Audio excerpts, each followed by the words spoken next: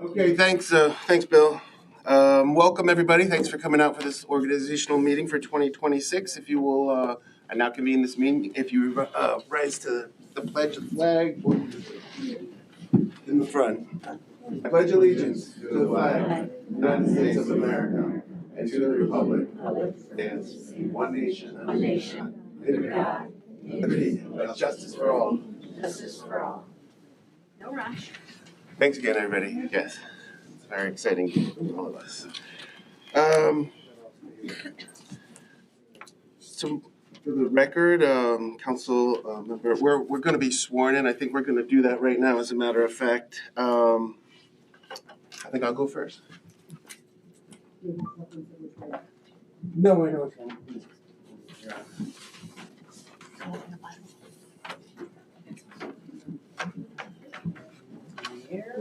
You want to wait for You want to hold the big Bible for? Okay, you're going to repeat after me. I, Stephen Donnelly, I, Stephen Donnelly, of the town of Queens, of the town of Queens, Albany County, State of New York, do solemnly swear that I will support the Constitution of the United States I will support the Constitution of the United States and the Constitution of the State of New York, and the Constitution of the State of New York, and that I will faithfully discharge the duties of town supervisor according to the best of my ability. according to the best of my ability. Congratulations.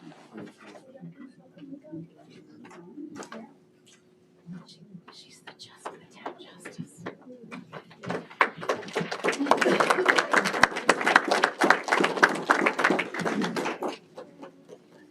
And did you run? Yes.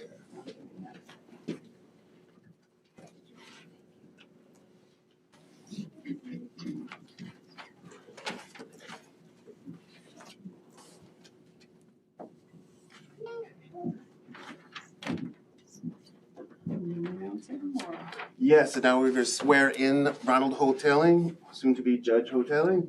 I mean, in case he was trying to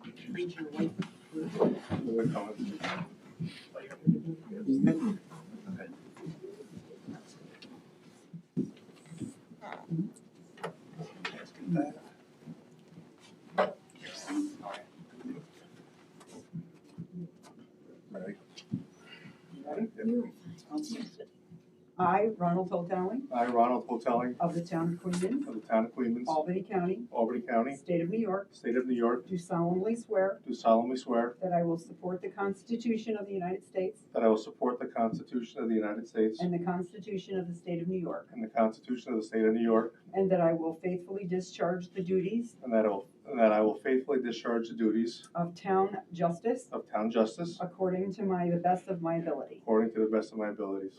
Congratulations, and you want to present the gavel All for right. Judge Hoteling.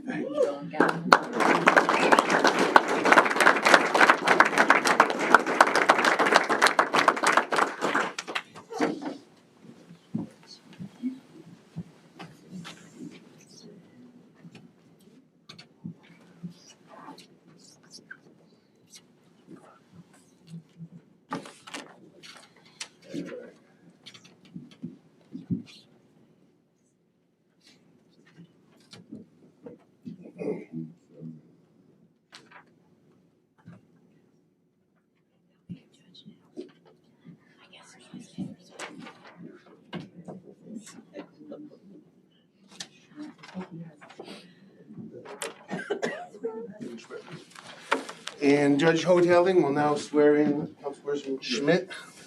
Here with us.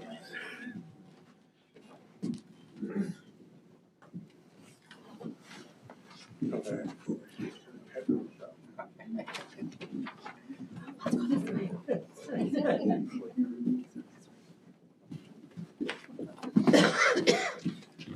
Hi, baby.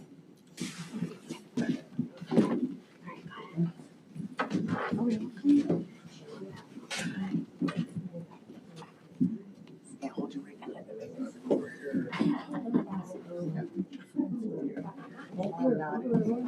Over. File in the back. All right.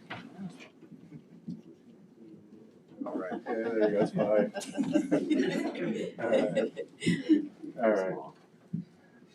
Repeat after me. I, Stephen J. Schmidt, I, Stephen J. Schmidt, of the town of Queens, of the town of Queens, Albany County, Albany County, State of New York, State of New York, do solemnly swear that I will support the Constitution of the United States, do solemnly swear that I will support the Constitution of the United States and the Constitution of the State of New York, and the Constitution of the State of New York, and that I will faithfully discharge the duties of town council member and that I will faithfully discharge the duties of town council member according to the best of my ability. according to the best of my ability. Congratulations.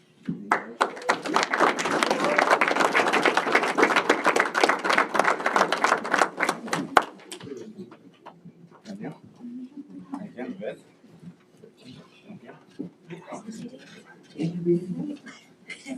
Yes, I.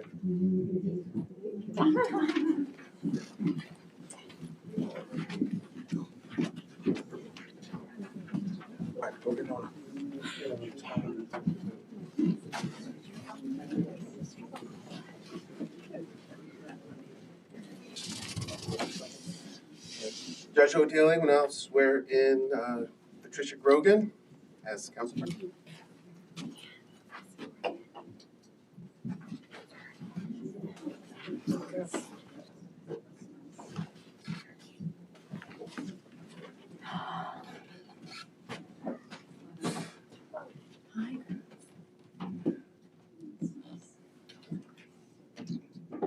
Patricia Grogan, I, Patricia Grogan, of the town of Queens, of the town of Queens, Albany County, Albany County, State of New York, State of New York, do solemnly swear do solemnly swear that I will support the Constitution of the United States that I will support the Constitution of the United States and the Constitution of the State of New York, and the Constitution of the State of New York, and that I will faithfully discharge the duties of town council member and that I will faithfully discharge the duties according to the best of my ability. according to the best of my ability.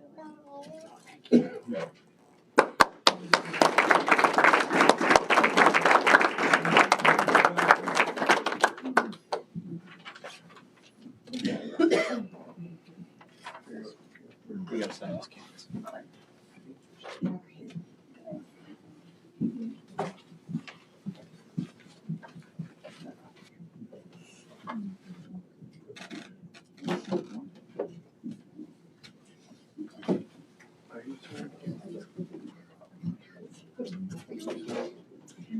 Oh. You're swearing? Now Candace McHugh will be sworn in by Judge Essing. Magazine.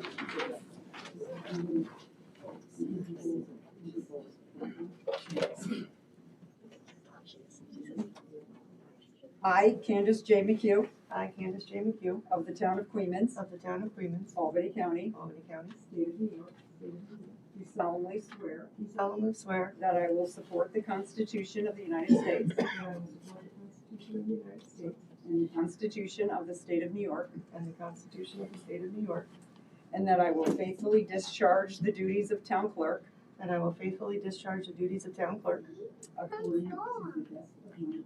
to the best of my ability. You are all set.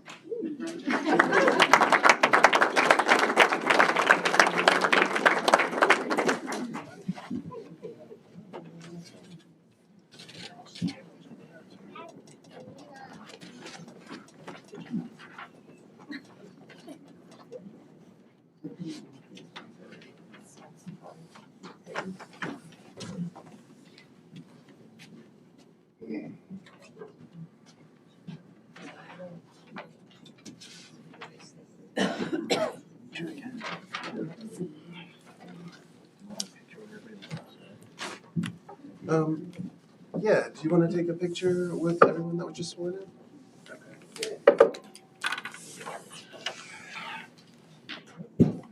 Is Dan Baker here?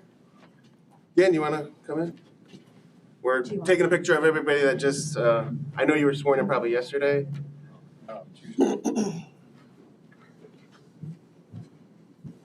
Where do you, in front of the table? Yeah, probably.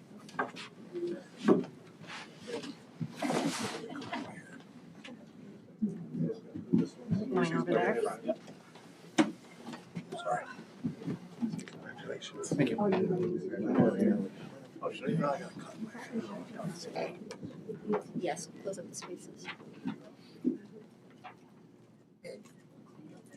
Thank you.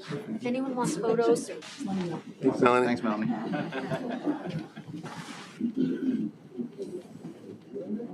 No, I think it's great.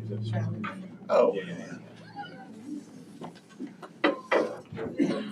Back on like that.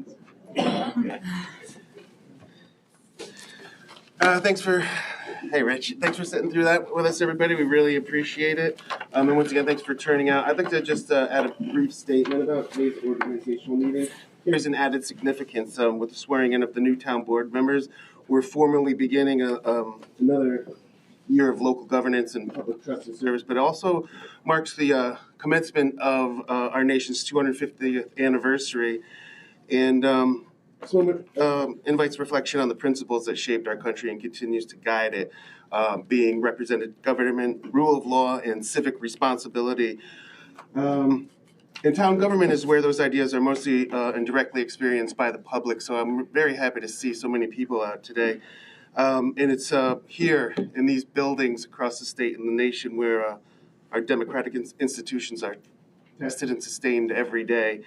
And as we move forward in Queens, we have the opportunity and obligation to honor our civic history not only through commemoration, which we are planning with a 250 committee for the commemoration of the nation's birthday on July 4th. But through thoughtful decision-making and respectful deliberation and service that places our community first, I think we're going to have a really good year. And even though the work before us is local, its importance is rooted in a much larger democratic tradition that has endured for 250 years. And I'm sure I'm not alone when I hope that we strive for another 250 years of American democracy. Thank you. So let's get right to the resolutions. Wait till the people leave. I Who's? don't know who's gonna stay and who's gonna leave, but I would assume one again.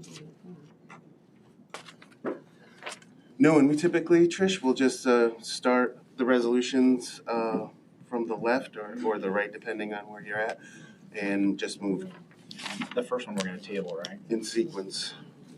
Which one is that? The fill vacancy for board. Oh, yeah, yep. You just wanna skip that one. Yeah. As you can see, there is a vacancy here, and the board is going to deliberate on it a bit further before we decide on an appointment. Probably later this month. And that brings us to adoption of meeting rules. I, Councilmember Tricia Grogan, offer the following resolution and move its adoption. Whereas the town board is desirous of establishing meeting rules for the respectful and proper conduct of the town board meetings, a copy of which is attached hereto. Now therefore be it resolved that the town board of the town of Queens does hereby adopt the proposed town of Queens meeting rules dated January 1, 2026, which shall take effect immediately.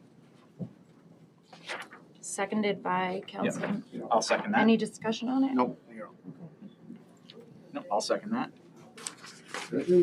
Hearing none, all in favor? Aye.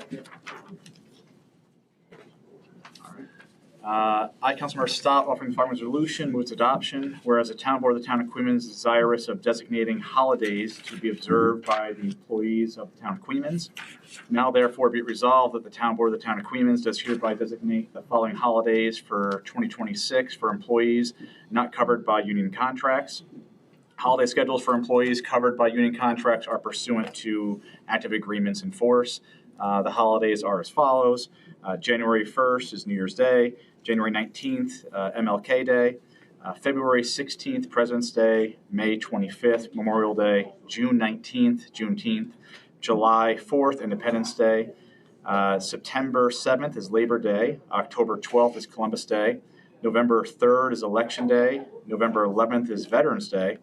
November 26th is Thanksgiving. November 27th is the day after Thanksgiving. And December 25th is Christmas Day. Second discussion? Hearing none, all in favor? Aye.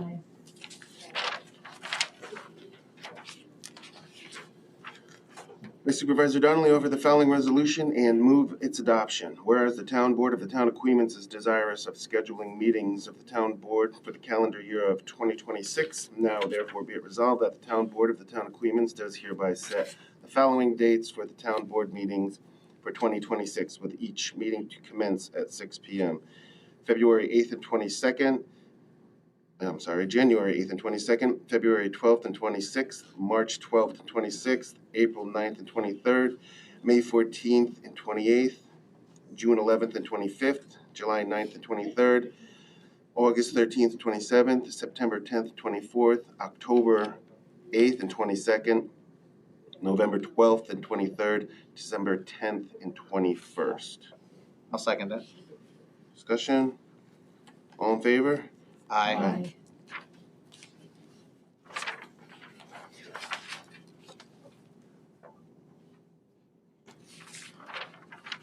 I, Councilmember Schmidt, offer the following resolution and move its adoption. Whereas the Town Board of the Town of Queens is desirous of scheduling meetings of the Town Planning Board/Zoning Board of Appeals for calendar year 2026. Now therefore be it resolved that the Town Board of the Town of Queens does hereby set the following dates for the Planning Board/Zoning Board of Appeals for 2026, with each meeting to commence at 6 p.m. 7 o'clock p.m.? At 7 p.m., yes. There was no change to that. January 15th, February 5th and 19th, March 5th and 19th, April 2nd and 16th, May 7th and 21st, June 4th and 18th, July 2nd and 16th, August 6th and 20th, September 3rd and 17th, October 1st and 15th, November 5th and 19th, and December 3rd and 17th. I'll second For discussion, I think there's another week, it's a long month, the 29th of January would be the last Thursday where the Planning and Zoning Board should have a meeting. Are we going to hold that off maybe for a special joint meeting between the Town Board and Zoning Board? That's what we agreed. Yeah, so by having a meeting on the 29th, they couldn't have a meeting today, which would be the 1st and, the 15th. So by having the meeting on the 29th and then having it on the 5th, that would be back to back. So, I mean, if we wanted to have a special meeting on the 29th, I would be amenable to that. that. And I did speak to Jason. They had no new business coming through, so not having a meeting on the 8th or anything wouldn't have affected them. I don't want to impede on their regular business, so that was also fine. But I think for this resolution, I think we have to proceed as is. And then if we want to proceed on the 29th, we have to make a motion to. Okay. We'll post this. And we really saw this as setting the regular meetings for the Right. respective boards. And Okay. we're going to have a special meeting that will be a joint meeting, then we would work with the clerk to Post notice it. that. And Sounds great. All in favor? Aye. Aye.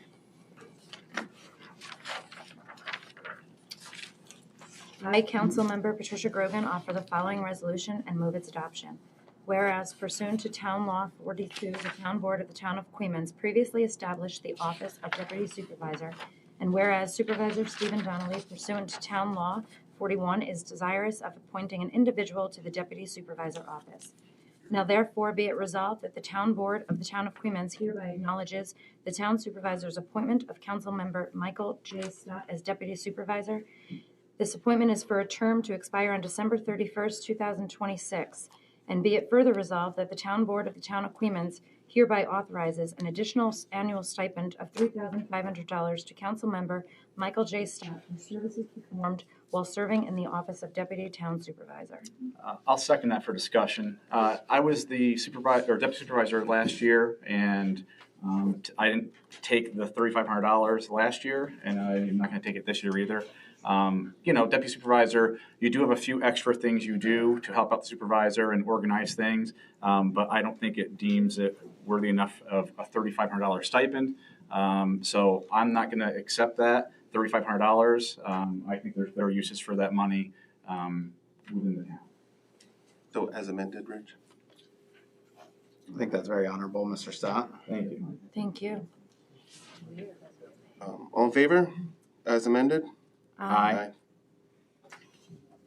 Opposed? Yeah. Nay. Opposed? Nay.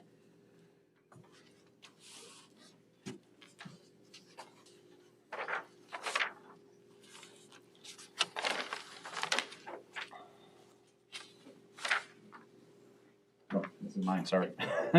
I, Councilmember Stott, offering the following resolution and move to adoption. Whereas the town clerk, Kenneth McHugh, pursuant of statute 30 of town law, is desirous of appointing an individual to the first deputy town clerk position.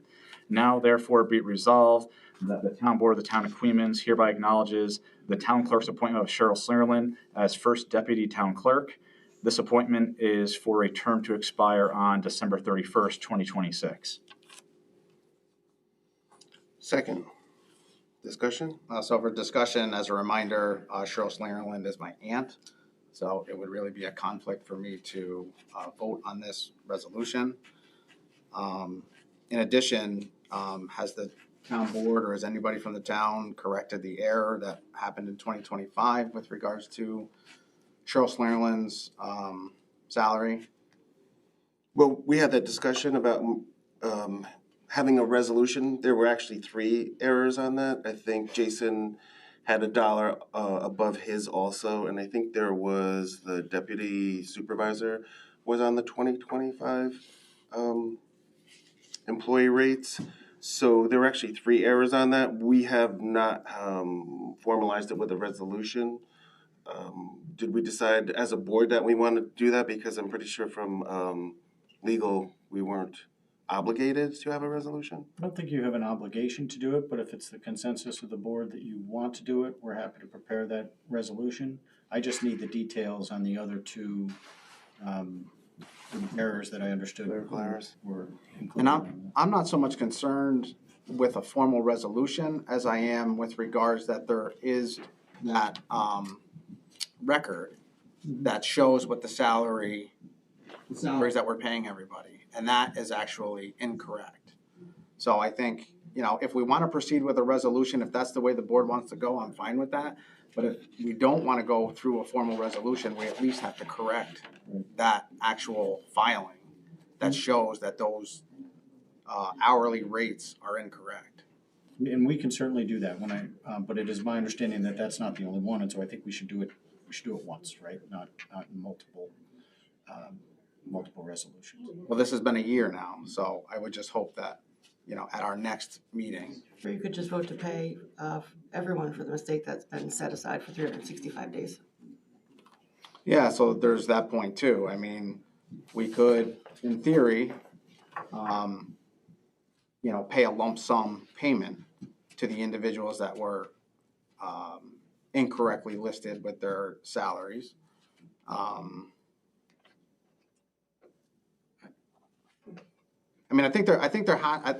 This is going on long enough, and I just think that, we have to come to some sort of resolution, and we have to figure out what we want to do. And if it's, we pay the individuals what we said, what the paper stated that we were going to pay them, but we didn't pay them, or we have to have a conversation with these individuals and formally apologize for the error and just make a stand and say, we're not, this was a clerical error, we apologize that it took this long to, correct it, but we're correcting it, so. Yeah, I'm for the latter. I stated my opinion at the last board meeting. I think it was a clerical error. The people who had those errors were getting paid what the board and what the budget had decided they were going to get paid, but due to that clerical error, it looked like they should have got paid more.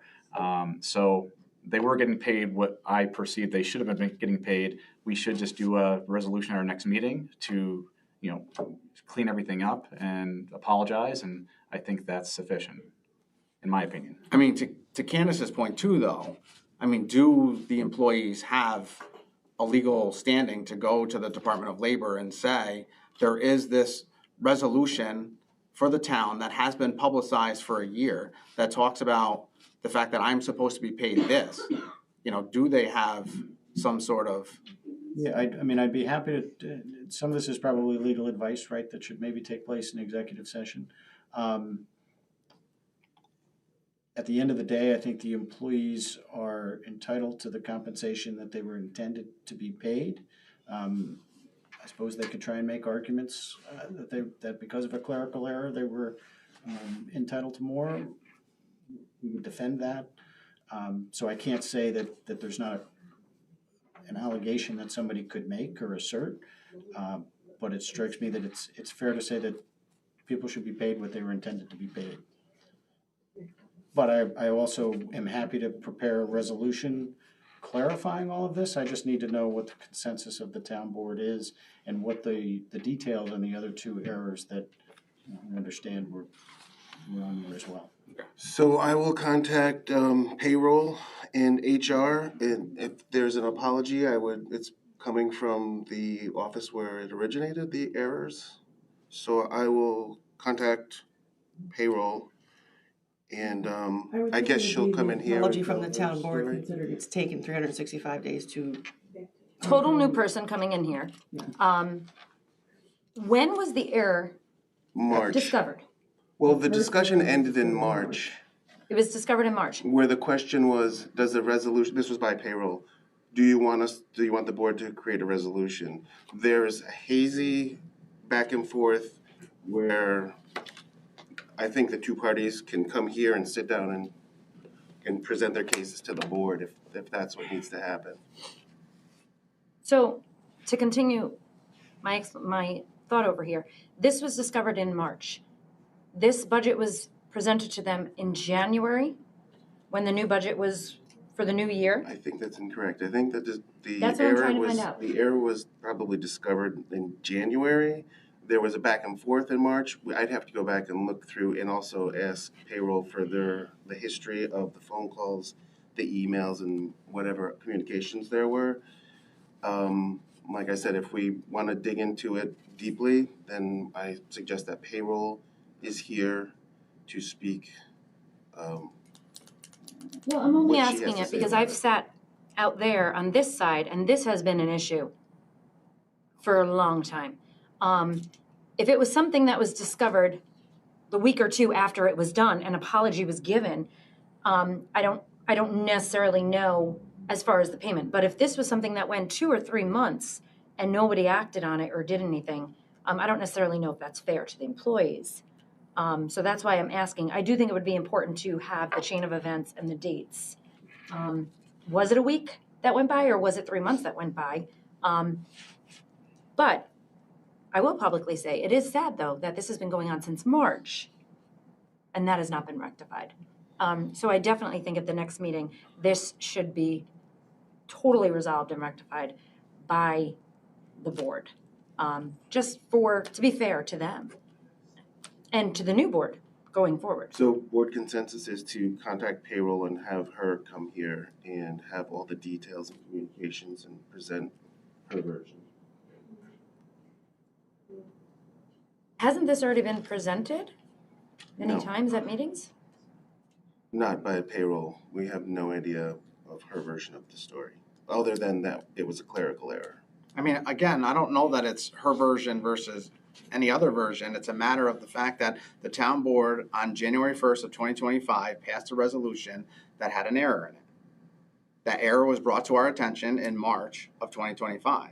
I don't know that we have to have payroll come to a town board meeting and present her case before the town board.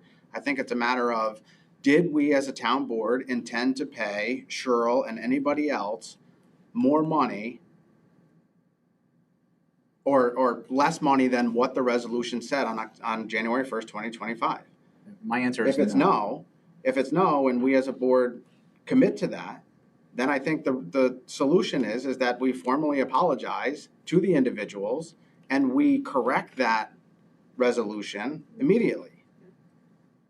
Yeah, in my opinion, I know this has been talked about before. In my opinion, you have what we budgeted, and the budget was $1 raise for all these people, including the deputy clerk.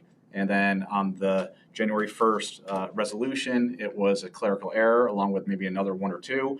And according to payroll, the deputy clerk was paid what that $1 raise throughout the whole year. And it was brought up, well, don't I get $2? And that was not budgeted for. That was not part of the budget. So I think you go by the budget rather than a clerical error. That's my opinion. And I do think we should offer an apology and maybe perhaps have a resolution, solidifying the correction. and move on from there. And again, as it pertains specifically to Cheryl Slingerland, I really can't comment Right. one way or the other. Right. So, Mr. Donnelly, why don't you get the information from payroll, maybe put in an email with timelines for us so we can all digest information, and then we can, before our next meeting, talk about it and figure out what our next move is. Yeah, should we do this at the department head meeting so that the other department head, that there was a clerical error on his? He was also on the 2025 employee payroll with an error, so he also gets an apology, just so that Yeah, we sure. can do everything at once. That sounds fair. There's a department head meeting? At the end of the month, yeah, I don't know, as, I think he's referring to the department head reporting. I don't know that there's a. Oh, yeah. meeting. Our second meeting of the Our month. second meeting in the month where the department heads are here. Well, if you give me the information, we can prepare a proposed resolution, circulate that, make any changes that the board feels is appropriate, and then you'd be in a position to act on it. I mean, I would Motion up with a regular meeting. I would furthermore like a resolution so this can be cleaned up. It has been going on. And I also don't want to lose sight, human error. People make mistakes. Sure. And that's fine. But can we just fix this? This is 9 months, 10 months. Can we just fix it? So if we can get a resolution to resolve this, to me, that would be the best thing. I mean, I personally am going to abstain from this because I was not a part of this. I did not create this, but I do think it's in the best interest of this board to move this. Well, Ms. Grogan, just so you know, like, this resolution, I don't want you to abstain from something that you can partake in. This resolution is to appoint Cheryl Slingerland as the Absolutely. deputy clerk. No. Okay. But whatever we Yes, sir. go forward for this, like I had no part of that. No, As I to the know. future resolution, though, I will try and draft it in a way that we can maybe get 3 votes. Because if Mr. Schmidt is going to recuse himself, and you're going to recuse himself, that presents a problem. Yeah, then, Well, if there's more than one error, maybe we can do a resolution to rectify and resolve all of those errors due to human error. and I think the resolution can just be an amendment of that sheet that shows what the salaries are. That's really all that we need. As far as an apology is concerned, I mean, that's just something that doesn't have to be formal where people come here and we No, formally right. apologize. We can send an email. Yeah. The supervisor, on behalf of the town board, can apologize. Yeah. I mean, it doesn't have to be, so in-depth that, they have to come here on a meeting night. Any further discussion? All in favor? Aye. And I'm abstaining.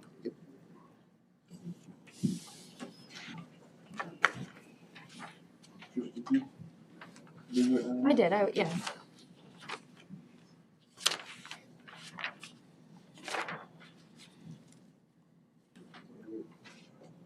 Supervisor Donnelly offered the following resolution and move its adoption. Whereas the town board of the town of Queens is designed to appoint a budget officer whose duties and responsibilities shall be consistent with town law. Now therefore be it resolved that the town board of the town of Queens does hereby appoint Stephen Donnelly as town budget officer, the annual rate of $15,000 to appoint. This appointment is for the term to expire on December 31st, 2026. I'll second that. Discussion? So go ahead.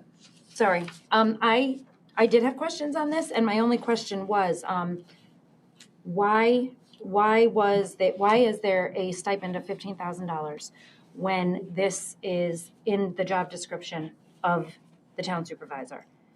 I'm not questioning that they shouldn't receive it or not, but if it is the description, why are we paying for something extra? Why isn't it either just part of the salary? Or, I don't know, it doesn't seem to make sense. Usually you're given a stipend for doing something above and beyond. This is not above and beyond. This is a part of the job.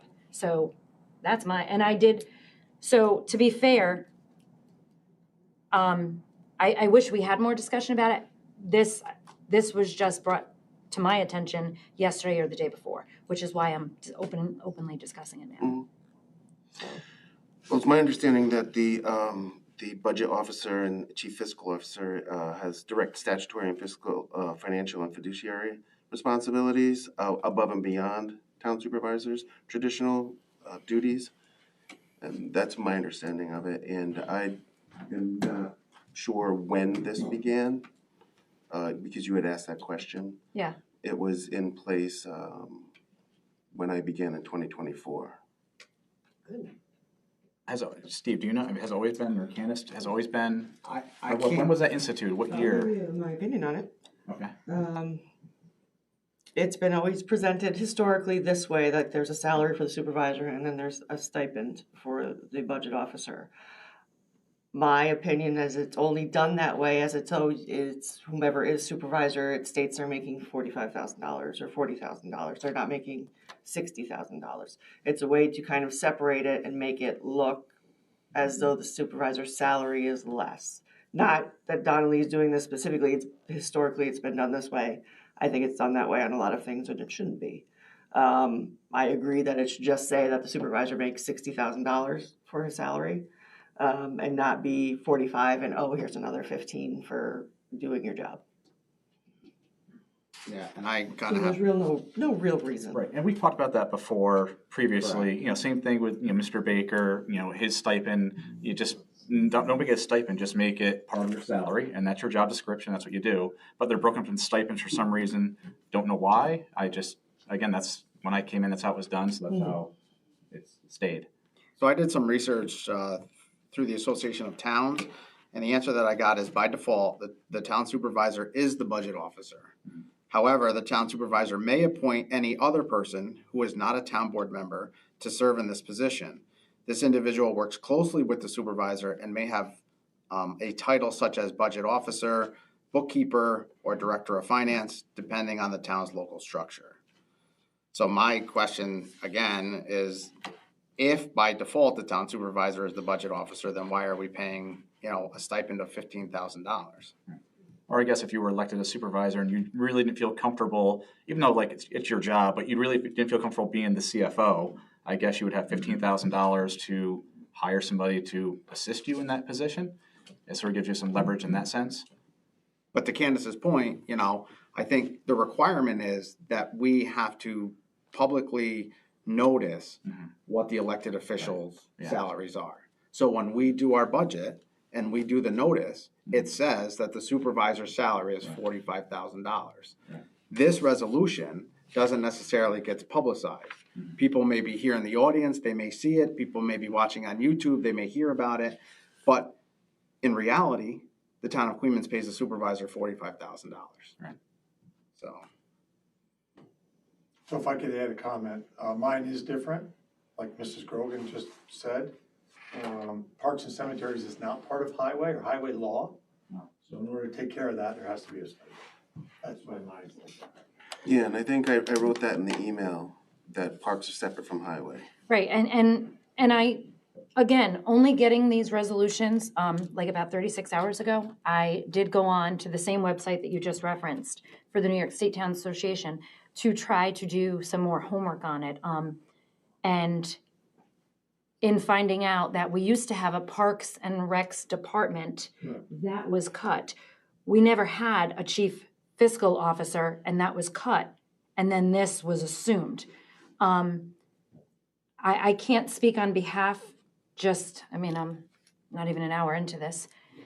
And I don't have enough research I don't know if you can add more as far as legal end.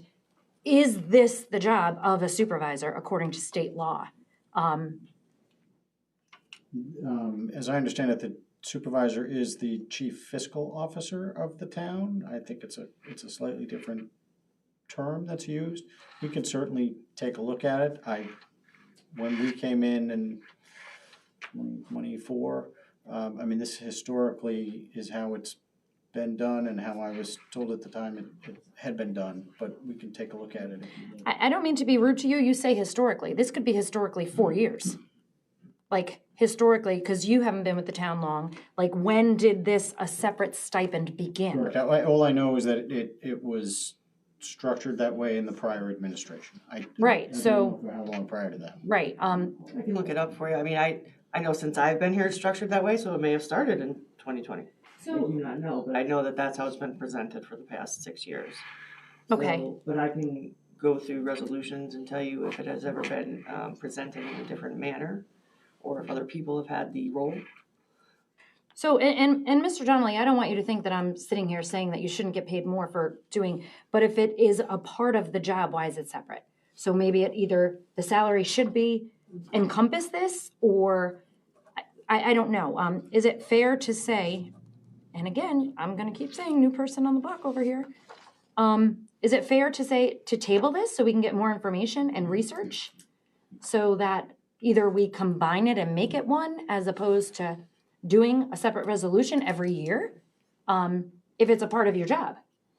That does make sense, and I would just like to point out also that the, as CFO and Budget Office Manager, we have been investing our money. The $15,000 stipend has, basically, we make almost $20,000 a year due to our investments. Per month. That have never been, oh, I'm sorry, yeah, per month, thank you.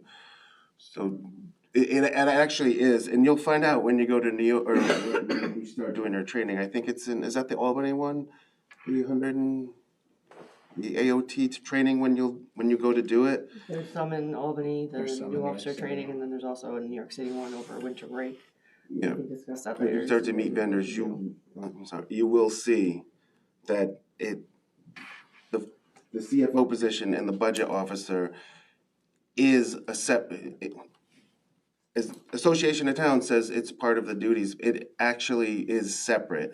The work that you do does take an amazing amount of hours administratively to understand the functions of the liquid asset funds that we're investing in, to do it in the first place, bringing it to the board.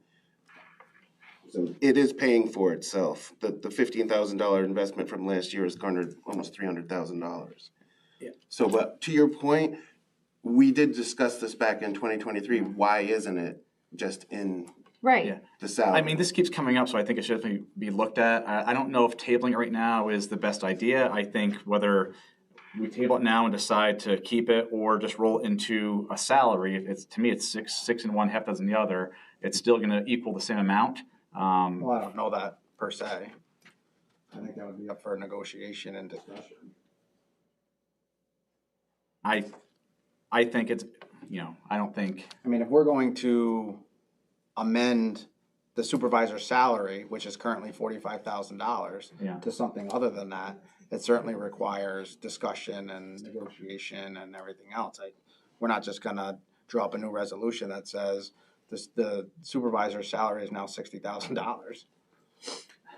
Yeah, but it's like saying, Mr. Schmidt was elected for 4 more years, earning $13,500, but now he's going to make $11,000. It's like No, you're that elected based on a principle of, and it's not about the money. I'm not saying that, but you were elected on the principle of this is how it's been done every year for God knows how many years, and now we're questioning it. I mean, should it be changed? Quite possibly, but I don't think right now is the time to table it and change it. That's my opinion. So before you bring it to your vote, I mean, I'll just give you my opinion. I would like, again, going back to, I just got this 36 hours ago. I would like to look more into the role responsibility before putting another stipend. And don't get me wrong, I have questions about your stipend too, which I'll also talk about then. So it's not just, I just stood up here and took an oath. I want to make sure that we're fiscally responsible for this town and the residents. And because of that, I myself would just like until the next meeting to go on to the New York State Association and get the definitions and the terms. Steve showed me when we first got here, he has a budget. I don't have that. I have not been given that. So all of these numbers are, I wish I had that before coming here. So if my best thing would be, could we table this? Because if I'm going to vote, I'm going to vote no. Just for 2 weeks is what I'm asking. Makes sense. Sure. But that's up to all of you guys. We can go for a vote, but you know where I stand. Okay.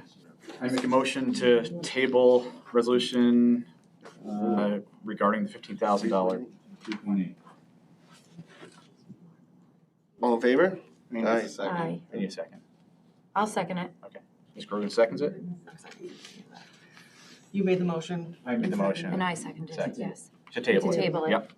I just want to make you also aware that this is going to create a butterfly effect when you get to the point of you're doing your employee rates. Right.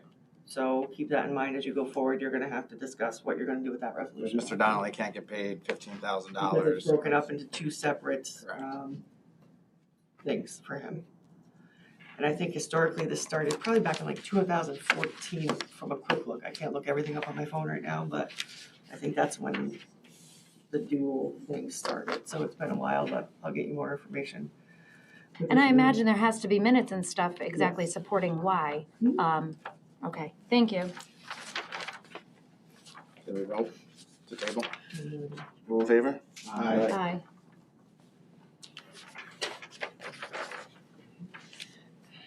Next one's, I think, you, Mr. Schmidt. Yeah, so before we go on to this next resolution, Mr. Riley, so this resolution talks about giving the supervisor day-to-day administration and supervision of the town and its employees. So what happens in the event that we don't provide the supervisor with the day-to-day administration ability?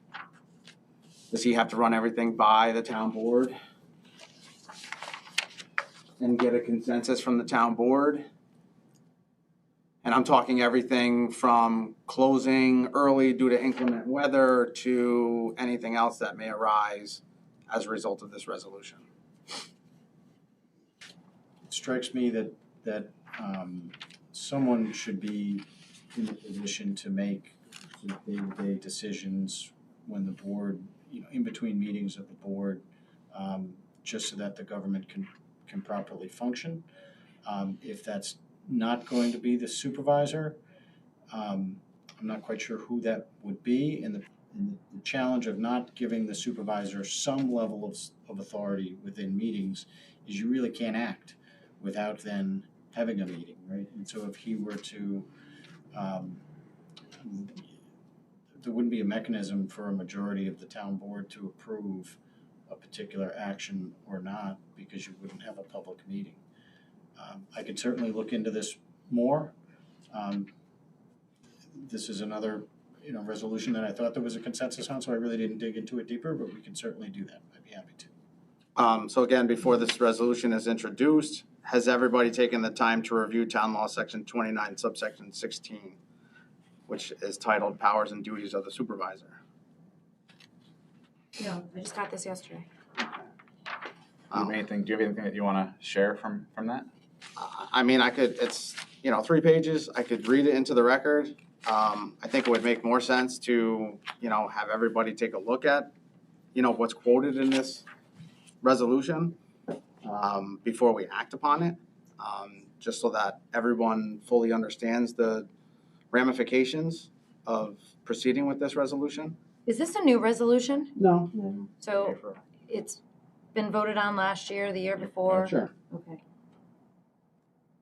Yeah.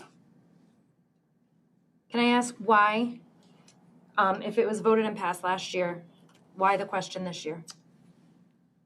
I guess I don't fully understand, based upon what I'm reading with regards to this, New York State Town Law, Section 29, it almost sounds like it's a matter of fact or a matter of, so I don't know, based upon my reading of this, why we actually need a resolution. Because there's nothing in the New York State code or law that basically says if we don't do a resolution, the supervisor doesn't have day-to-day administration. So before it's introduced, I wanted to see, is this resolution duplicative of the fact of just like town budget officer, the supervisor is the town budget officer, do we really have to go through this resolution if this section 29, subsection 16 delineates all of the roles and responsibilities that the supervisor has on day-to-day? I don't know that there is a complete overlap between the two. I had looked at that section of the town law recently. I did not compare the two. I can go ahead and do that and give you an opinion in terms of is the scope that's being granted under this resolution slightly broader than what authority the supervisor would simply have as a matter of law, as a public officer holding that particular office under New York state law. I can confirm that in terms of the specifics. If there are particular sections in 29 that you're concerned about or focused on, let me know and I'll dig in on those in particular. I mean, there's really not, there's nothing in here that strikes me as, oh my gosh, like, I don't want to give the supervisor this day-to-day administration. Right. I just want to make sure that everybody on the board is aware. I mean, these questions haven't been asked before. You know, it's kind of been a resolution that has just been put in place, and I don't know that everybody sitting on the town board knows exactly what the ramifications are or not of going through with this resolution. So that's why just before I introduced the resolution, I just thought we'd have a conversation beforehand.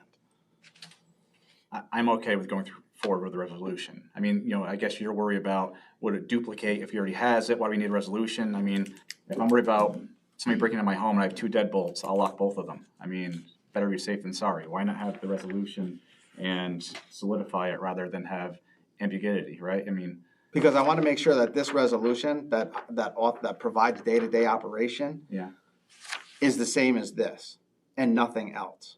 If that's the case, then fine. But I don't know that this resolution mimics this and only this. For instance, day-to-day operations, you know, there's inclement weather and town hall closes early or town hall doesn't open at all. The last time town hall closed early, I received no notification that town hall closed. In the past, when I was on the board, I would get text messages, I would get emails, I would be notified that we're contemplating closing town hall early. So my question is, like, by doing this resolution, does that take away my ability as a town board member to comment? Or is it totally up to the supervisor to make that call? And that's just one example. So again, if this resolution is only stating this, I'm fine with it, because I've read this. I don't know that everybody else has read this, but I've read this, and I'm comfortable knowing that these are day-to-day operations that the supervisor has to do. My recollection of section 29 is that it's more focused on the fiscal responsibilities as opposed to the day-to-day administrative functions that a supervisor might need to exercise vis-a-vis town employees and offices. But I can confirm that. I just don't have the statute in front of me, but that's my recollection. I mean, I could give you a copy of this so you could take a look at it, but I don't think that, I mean, we've already wasted more time on this than is probably needed. But again, you know, I mean. So unlike the motion that I suggested we table, this will have no effect on anybody from now to the next meeting. So table it, you look into it, and if it is the same thing, I would say take it out, because we received, 36 hours ago, we received 34 resolutions. And if it's something that we don't need going forward, because it does duplicate, then find out now.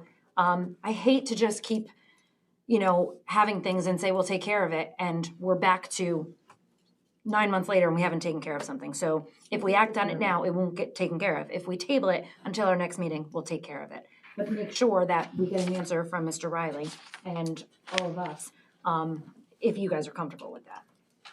Because this has no bearing on day-to-day operations per se, that's going to affect anyone's salary, payroll, anything, which I do feel bad about that, but sorry. And again, the language in the resolution talks about powers and duties of day-to-day administration and supervision of all town and special improvement district facilities and employees consistent with and in furtherance of any and all county, state, and federal laws applicable thereto.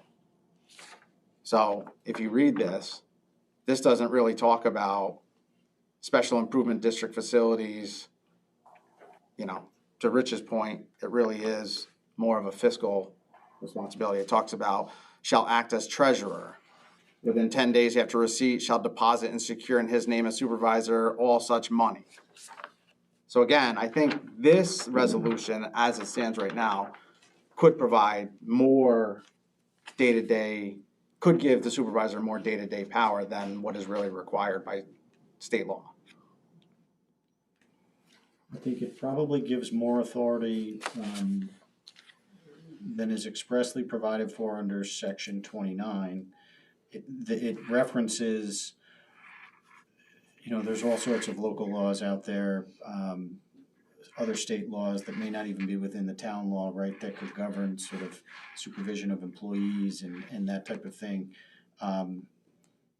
So there's a, reference to other authority that the representative of the town board who's there on a day-to-day basis may have. I can confirm though in terms of what the scope of the parameters are, but some of it's kind of hard to define, right? Because if you're looking at the entirety of all applicable county, state, and federal laws, that's a lot of laws. Yeah. And again, I don't want to spend a lot of the town's money having you research something that really may not be, necessary to make a decision. Our first step, I'll see if we can get some clarification from, say, the Association of Towns that maybe would give folks a little bit more comfort level, even so that you can understand what they recommend in terms of best practices and the function of a supervisor. I don't think that will take significant time to do. So this hasn't been read into, so we don't need a motion to table, but we can agree to if that's what the board wants to do. I agree with Ms. Grogan. I think, we go through, I'm okay with voting on this for now, and then in the next, before the next meeting, if we look into it, Mr. Riley looks into it, and we find something that sticks out that really should be changed, we can surely, redo it or amend it, but for now, I think it's fine the way it is. That's what you're talking about, Ms. Grogan? Yeah, because on the flip side of this, I don't want to say, let's not do it, and there's a major snowstorm, and now you can't make that decision to close, and it puts everyone at risk or jeopardy or anything like that. Like, We are all accessible by email. no, I text get that. I message, understand phone that. call. I just, and we can always, if we vote on it, we can always change it. So, if this has been, I'm comfortable with it. Okay, if you're comfortable with it, you can introduce it. So this one would still need to be read in, I Oh, think. you don't want to read it? No. Okay. I, Councilmember Patricia Grogan, offer the following resolution and move its adoption. Whereas it is not practical for the entire 5-member town board of the town of Queens to manage the day-to-day administration and supervision of the town and its employees. Now therefore be it resolved pursuant to Town Law 29 of the laws of the state of New York, the town board of the town of Queens hereby authorizes and delegates to the town supervisor the powers and duties of day-to-day administration and supervision of all town and special improvement district facilities and employees consistent with and in furtherance of any and all county, state, and federal laws applicable thereto and consistent with any and all collective bargaining agreements, local laws, resolutions, or policies heretofore or hereafter adopted by this town board. I second that. Any further discussion? Yeah, I do want to add, it does say the second sentence, whereas it is not practical for the entire 5-member, we're 4-member right now. So I'm interpreting that this does not mean a text message cannot be sent or should not be sent. Absolutely. So I guess to sort of, for public record, to speak on what you're saying, if you're gonna close, a text message can go out because we didn't lose internet service. So decision should be just, even if it's an FYI, closing town offices. I do think we all should, I think we all should know that. So I think to be fair and to put on public record, if a decision like that is, it doesn't even have to be, is it okay, but just FYI, we're closing town offices, there's a storm, it's getting bad, or whatever. So I think to clarify that, if that makes everyone. I think it does. All in favor? Aye. Opposed? Nay.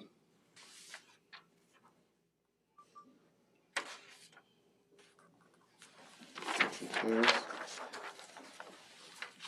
I, Councilmember Stott, offering the following resolution, move its adoption. Whereas the town board of the town of Queens has given additional duties to the highway superintendent, Daniel Baker, above and beyond his duties as town highway superintendent, which include, but not limited to, overseeing the parks department, town hall, and facilities maintenance and cemeteries maintenance.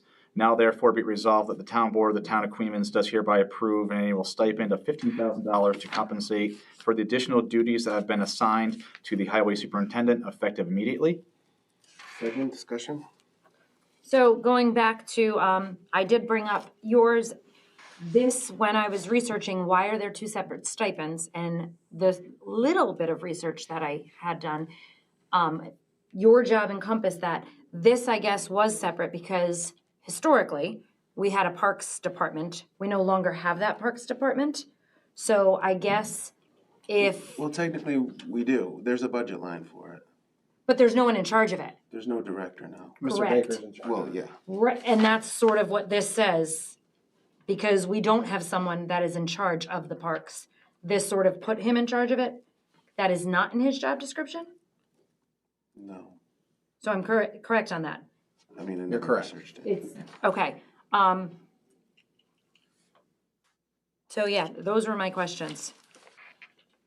You want me to clarify? So there used to be a parks department, separate, totally separate from the highway. This administration found a way to do away with it and save the town $75,000.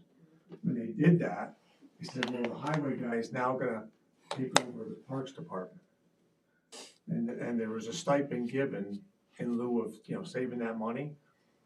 So the highway superintendent is now in charge of the parks, the cemeteries, hiring 3 seasonal employees. Along with that came the $15,000. But doing that saved the town $75,000. That's why it was done.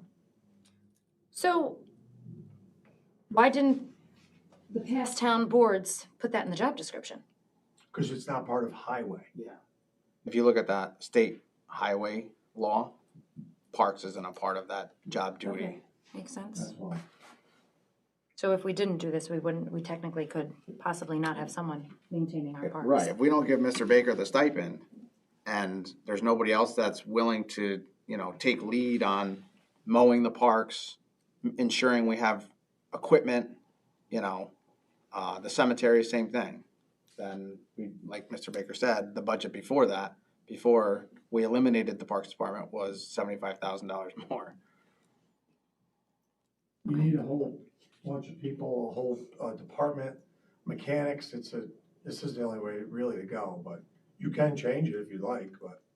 No, and I understand that. And like I said, when I received this, those were the two, $15,000 here, $15,000 there. When you're spending this on people's budgets, it adds up, and I wanted to know why.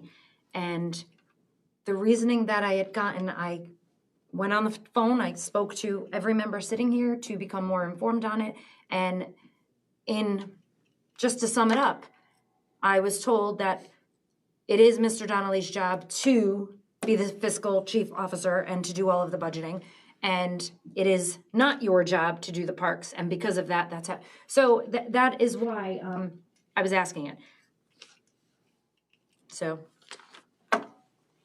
thank you for the clarification. Sure. Further discussion? All in favor? Aye. Motion carries.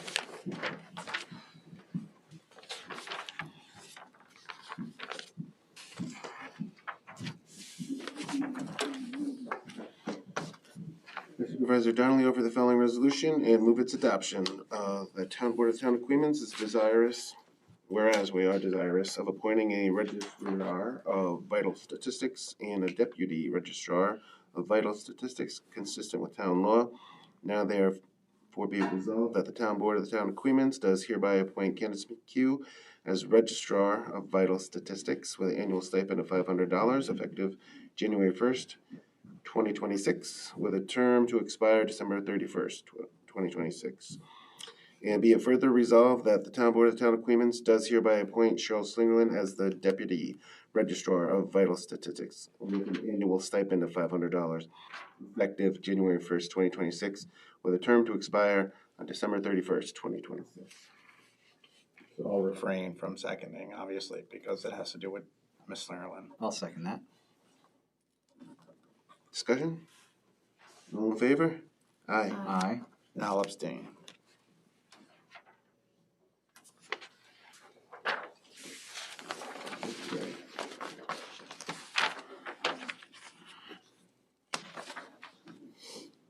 I, Councilmember Schmidt, offer the following resolution and move its adoption. Whereas the town has traditionally employed one or more court clerks in the town justice court to perform certain administrative and clerical duties on a full-time and/or part-time basis based on need and available resources. And whereas Town Justice Linda T. Ising is willing to perform certain additional administrative and clerical duties incident to the performance of her judicial duties. And whereas the full-time court clerk shall continue to serve in said capacity, including the performance of all duties that require separate supervision or approval by the town justices. Now therefore be it resolved that effective January 1st, 2026, the Town Board of the Town of Queens does hereby authorize that a stipend in the amount of $1,250 per month be made to Town Justice Linda T. Ising for the performance of her judicial duties as permitted by law and subject to applicable rules governing judicial conduct. I'll second that. Discussion? All in favor? Aye.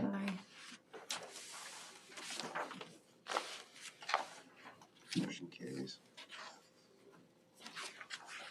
Oh, this is another big one.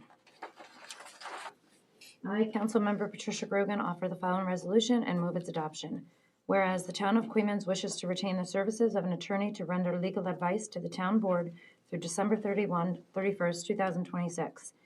Now therefore be it resolved that Gleason, Dunn, Walsh, and O'Shea PC is hereby retained as attorneys for the Town of Queens pursuant to a letter of engagement for professional legal services dated January 1, 2026, which provides for an annual retainer fee of $32,960, and that the town supervisor is hereby authorized to execute said agreement.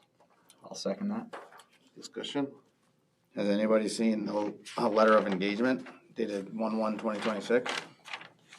No, I do not have that. Me neither. We can, we can circulate that. It's the same letter of engagement as we had circulated on prior years, which I know you would not have, but the other. Right, I wish I did have that, and I'm not gonna lie, I'm gonna put this right out there. When I first saw this amount for $32,000, that's just for meetings. That's just for you to show up at these meetings. Primarily, the meeting attendance, preparation for the meetings, most FOIL requests that we provide assistance with that don't involve an appeal or something more elaborate, that's what's covered in that. Okay, so when you say preparation for the meetings, these 32 resolutions that I got from, what was the woman's name? Ann. That all is encompassed of this salary, no more. Okay, and the only reason I'm bringing this up is every time when I sit here, our legal fees for the town are exuberant. And I know when there's an Article 78 or something, I get that. But I went through an Article 78, and I think our fees are close to when we had an Article 78, if not more. So that's why I'm just bringing this up. And I also know and I think we'll get to that, our planning board attorney is $12,000? Granted, you definitely probably do more. I can't say you do, or I don't know. I just wanted to put that up there for discussion. I think this is high. I don't know if anyone else feels this is high. I personally don't think the $32,960 is high. I think the billing over and above that is high. And I've tried to wrap my brain around figuring out what is town business under this letter of engagement and what isn't. Certainly the town gets sued. We have to defend the lawsuit. Mr. Riley and or his firm, defends us to the best of his ability. That clearly is outside the scope of this letter of engagement. When we deal with grants and dealing with the wastewater treatment sewer plant, to me, I could make an argument that that's part of being the town attorney. Is it? I don't think it's within the scope of the retainer agreement that we had drafted, which was really more focused on preparation for and attendance at meetings. And it indicates that work above and beyond that would be billed separately. What we've tried to do, at least for the past year, and I think it was in response to questions or concerns that Mr. Schmidt had raised in the past was to categorize that other work sort of by subject and then bill it that way so that board members could see how we sort of were making those determinations of what we thought was within or not. And then certainly if there's, a concern about billing in any given month, by all means bring that to our attention, because that's, we're calling it sort of as we think is appropriate in accordance with that retainer. But if board members have questions, we're happy to address that. Are phone calls included in, and I say that because speaking to the attorney on the planning board, if someone calls you like the day before a meeting or something, is that charged extra? Or That that's, would be within preparation for the Okay. meeting. okay, Yeah. fair enough. And the bills that have gone out, I think generally also track the time that's associated with that retainer work. And it's generally, well beyond what this 32,960 would be divided by 12. But that just gets written down to that monthly amount. But we put it all there. Does the letter of engagement list all of this and what the job description is and what it includes? Yes. And that's why I think we as a board I need have to not look seen at that. that letter of I'll provide engagement. that to you. Yeah, sorry, I have not seen that. I think some of the questions that I'm asking you right now would have been answered had I have seen that. So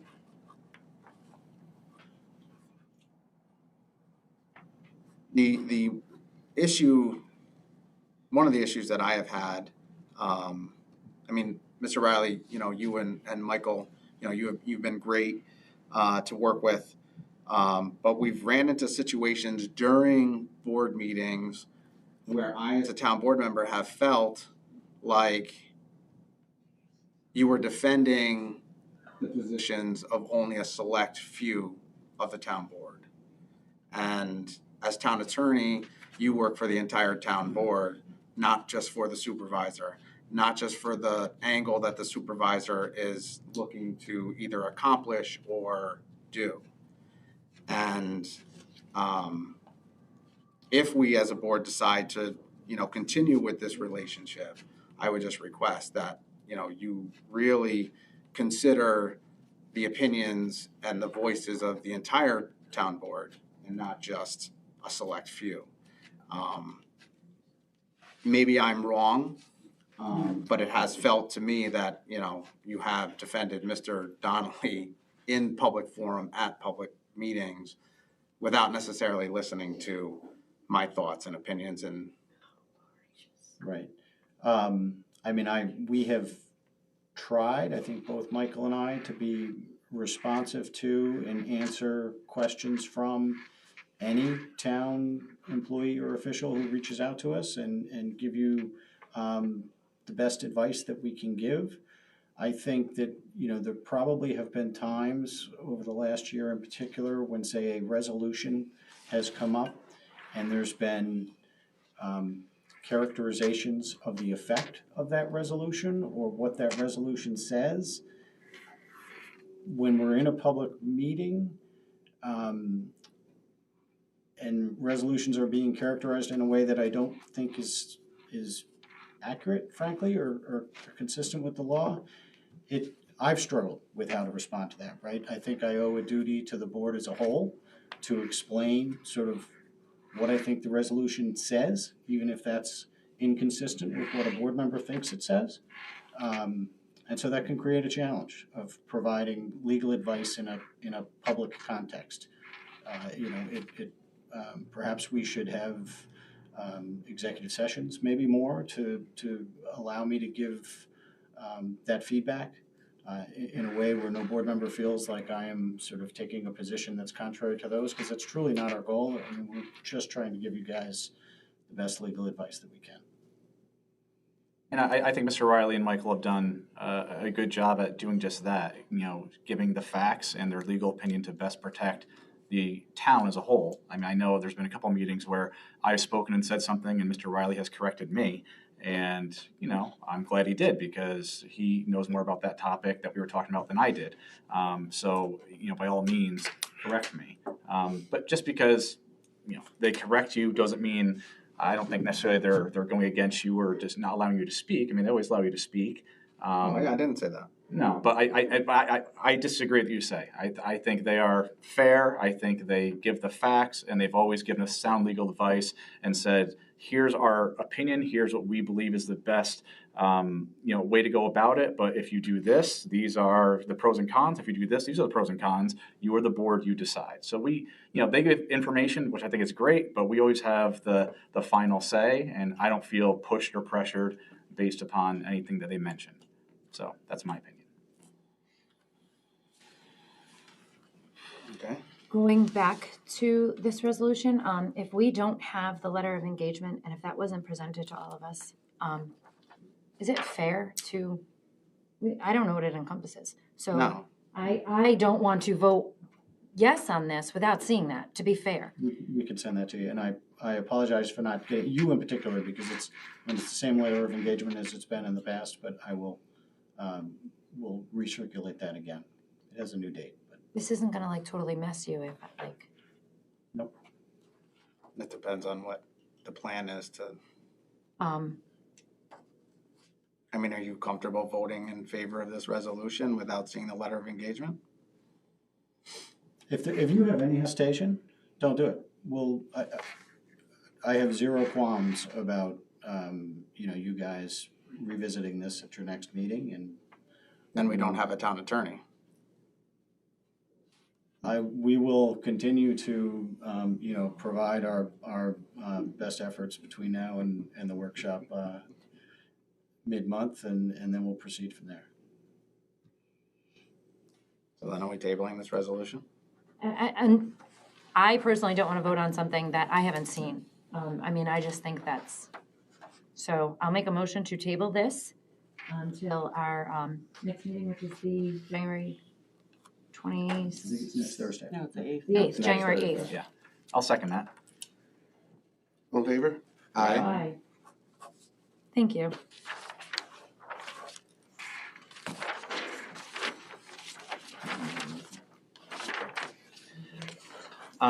I, Councilmember Stott, offering the following resolution, move its adoption. Whereas the town board of the town of Queens is desirous of retaining attorney William Kinnery, Esquire's services as legal counsel to the Planning and Zoning Board of Appeals. Now therefore be it resolved that the town board of the town of Queens does hereby appoint William Kinnery, Esquire, to serve as legal counsel to the Planning and Zoning Board of Appeals for a yearly fee of $12,000 contingent upon meeting attendance, payable by monthly voucher submission, expiring December 31st, 2026. And be it further resolved that Attorney Kinnery be compensated at the rate of $300 per hour in addition to the monthly retainer for any special projects which require extensive legal research, communications, or written opinions. Second discussion? I am gonna add discussion to this. The training, if Bill is doing the training for the for the planning board going forward, He gets additional. that is it, so that Yeah. is not in this 300. That's not in the 12,000. He gets additional money on top of that. Yeah, so the resolution says that he gets an additional $300 per hour for Right. work done The training outside of wouldn't- that. Right, so the training wouldn't be in that? No, it's He would bill that separately. He'd bill that separately. Separately. I think last year it was $2,500.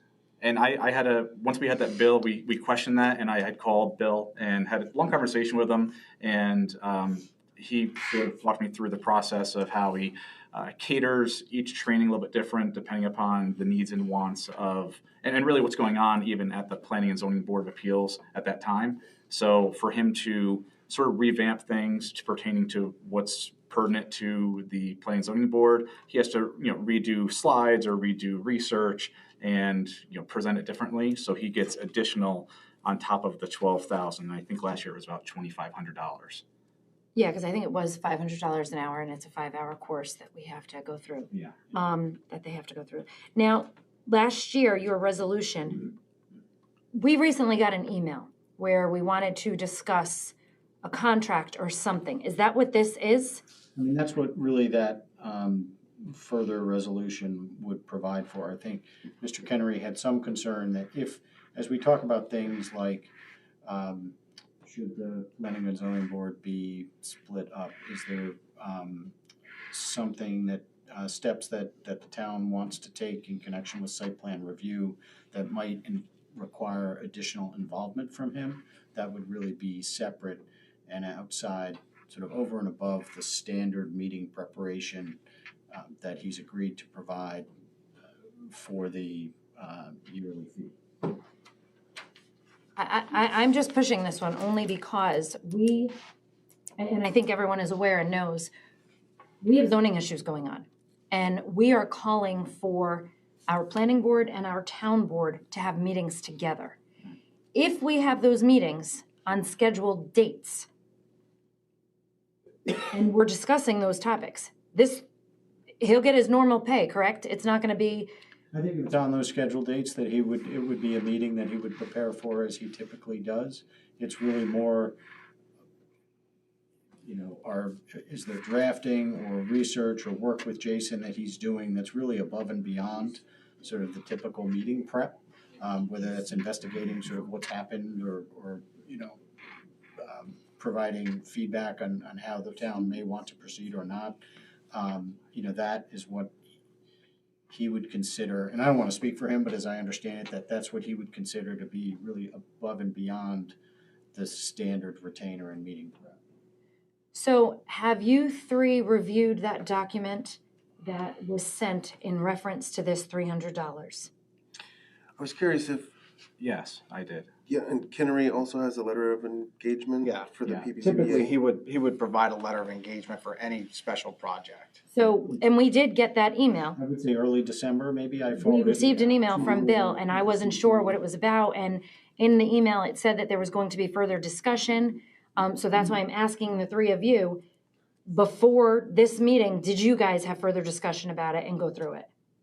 No, I didn't. I mean, I read the email, I read the letter of engagement. I discussed it with our attorney. I think I had conversations with the supervisor about it, just consistent with our conversations, trying to explain my And I did understanding too. of I Mr. Kennery's thinking. I spoke to Mr. Kennery about it.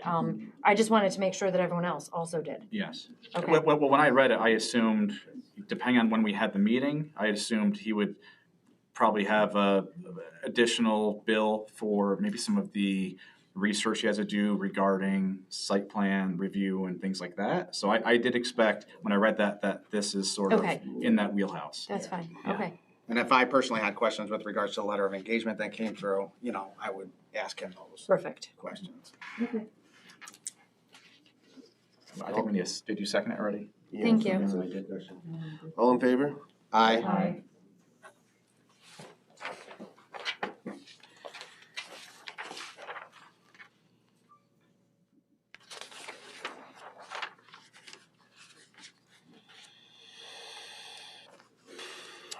I, Supervisor Donnelly, offer the following resolution and move its adoption.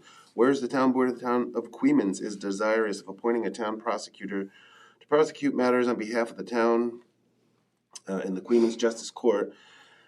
Now therefore be it resolved, the town board of the town of Queens does hereby appoint Aline Galgay, Esquire, to serve as prosecutor for the town related matters for the 2026 calendar year at an annual rate of $14,000 payable by monthly voucher submissions as follows.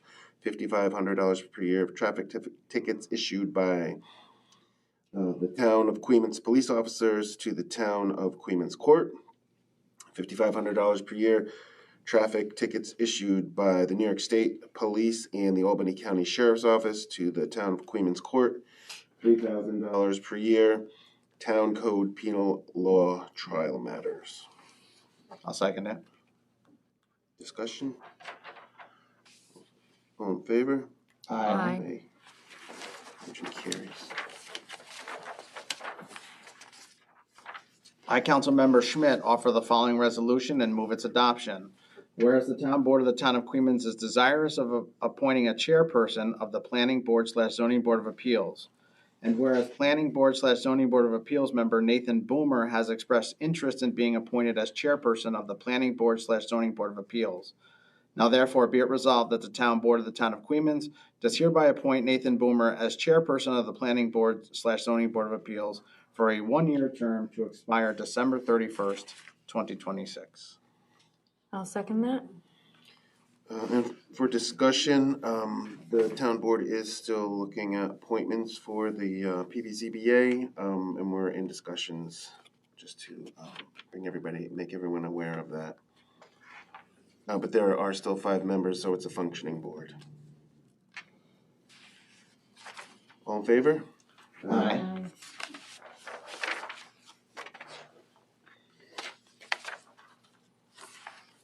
I, Councilmember Patricia Grogan, offer the following resolution and move its adoption. Whereas the town board wishes to continue the work of the Ethics Committee, now therefore be it resolved that the town board of the town of Queens hereby appoints Bridget Engelhardt, Leonard Philhofer, and Marilyn Peters Hoteling to the Ethics Committee with terms to expire December 31st, 2026. I'll second that. Discussion? So for discussion, Mr. Pilhofer, it's not Philhofer, Pilhofer, so we'll have to amend that. Has anybody from the board had discussion with Ms. Engelhardt, Mr. Pilhofer, or Ms. Peters about continuing to serve in this capacity? Do we know if they're still, because I had a discussion with Mr. Pilhofer this morning and he had not heard from anybody from this board. And while he's, okay with continuing his role, he was not aware that he had to, be reappointed for this year and hadn't had any contact with anybody. So I wanted to make sure that everybody else has agreed to continue there. Miss Engelhardt you, yeah. has. Okay. Yes. And so is Marilyn Peters. Okay, great. I know Marilyn Peters is now just Marilyn Peters. Not hoteling, right? Right, I don't know. Significant. Oh, We should is it probably on drop there? that off of there. It shouldn't be there. Mean something to her, yep. Candace, do these members have to do an oath of office or They do. anything? They do. Okay. Anyone that's appointed, I will reach out to, and they have to come in within 30 days, otherwise you'll have to reappoint them. Okay. Now, Mr. Boomer will have to come in before that meeting, correct? Yes. Okay. Yeah. All in favor? Aye. I, Councilmember Stott, offering the following resolution and its adoption. Whereas the Town of Queens Emergency Management Committee has an emergency management plan to be implemented at the time of specific incidents of events which may result in severe or existing damage, loss of property, casualties, death, and or disruption of the normal everyday routine of our specific geographic area. And whereas the success of this plan depends on the cooperation and coordination of a number of individuals and organizations, now therefore be it resolved that the following agencies will be participating and contributing agencies: the Queens Fire Company No. 1, Queens Hollow Volunteer Fire Corporation, Town of Queens Police Department, Ravena Hose Company, Ravena Rescue Squad, Queens Highway Department, and Ravena Department of Public Works. And be it further resolved that the committee shall consist of the following individuals for a period ending December 31st, 2026. Dominic Bruno is the chairman of the Town of Queens. Mark Tryon, the chief of police for the emergency operations director. Mark Deo, the Queens Fire Company No. 1. Stephen Payne, the Queens Hollow Volunteer Fire Corporation. Kevin Phillips, the Ravena Hose Company. Travis Whitbeck, the Ravena Rescue Squad. Dan Baker, the Highway Superintendent. Stephen Donnelly, ad hoc member. And Lee Vanetten is the Village of Ravena Department of Public Works. Second discussion? Have all of these individuals been consulted to ensure their continued performance of this committee? Just Dominic Bruno is and Travis I spoke to. No one has reached out to resign or Okay. be removed. All in favor? Aye.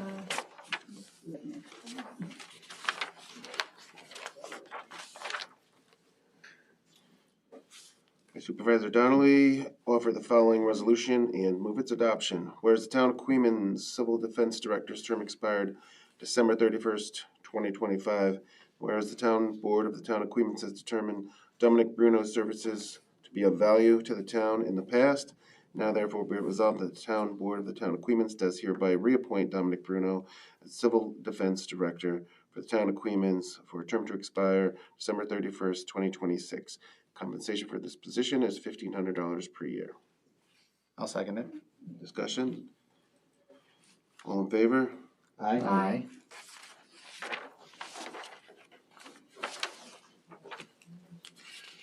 I, Councilmember Schmidt, offer the following resolution and move its adoption. Whereas the Town of Queens Town Historian's term expired on December 31st, 2025.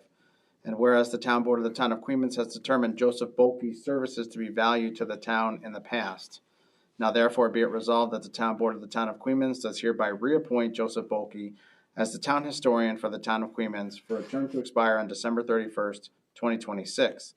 Compensation for this position is $750 per year. I'll second that. Discussion? All in favor? Aye.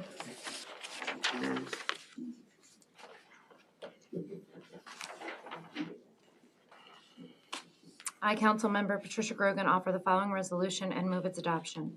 Whereas the Town Board of the Town of Queens is desirous of appointing a dog control officer for the Town of Queens. Now, therefore be it resolved that the Town Board of the Town of Queens does hereby reappoint Megan O'Brien Lauren as dog control officer for the Town of Queens at an annual salary of $5,500 effective January 1, 2026. This appointment is for a term to expire on December 31st, 2026. I'll second it. Discussion? All in favor? Aye. Motion carries. Councilmember Stott offering the following resolution and its adoption. Whereas the Town Board of the Town of Queens currently has an agreement with Mid-Hudson Cablevision to provide public access programming directly from the town building located at 18 Russell Ave, Ravena, New York. Now therefore be it resolved that the Town Board of the Town of Queens does hereby appoint William Horton as the administrator of access for the purpose of coordinating programming and overseeing individuals involved in the telecasting of approved programs at a rate of $75 per televised meeting. Second, discussion? So just for discussion, I think that we need to think about having somebody else as backup to Mr. Horton in the event that he is unable to make a meeting for whatever reason. I know in the past, Mr. Fazio has kind of stepped in that role. Is that something that we want to formalize and kind of make him the backup to Mr. Horton? Or do we just want to leave the resolution as is and just kind of know that, or if there's somebody else, I don't know. I mean, does Mr. Fazio want to do it? Want it? Yeah, I mean, I don't want to volunteer him for anything. But I think we kind of should have somebody in line. So maybe we leave the resolution as is now, but we really think about an alternate. I say reach out to Mr. Fazio, Mr. Donnelly when you can, and see what his interests are. And if they are, let us know. And that's great because he did a couple other times in the past, and he did a good job. So Yeah, and if we need to advertise the position, we can. okay. I agree that I think we should, only because I've been the recipient of not having this televised and not even having the stenographer at the meeting, and we've had no record. So if he's not there, who would have thought that we wouldn't have had someone to record it and not have it recorded either? So I definitely think we should find someone. If Mr. Fazio can't do it, then we definitely should, as opposed to not doing so. Okay. All in favor? Aye. Resolution carries.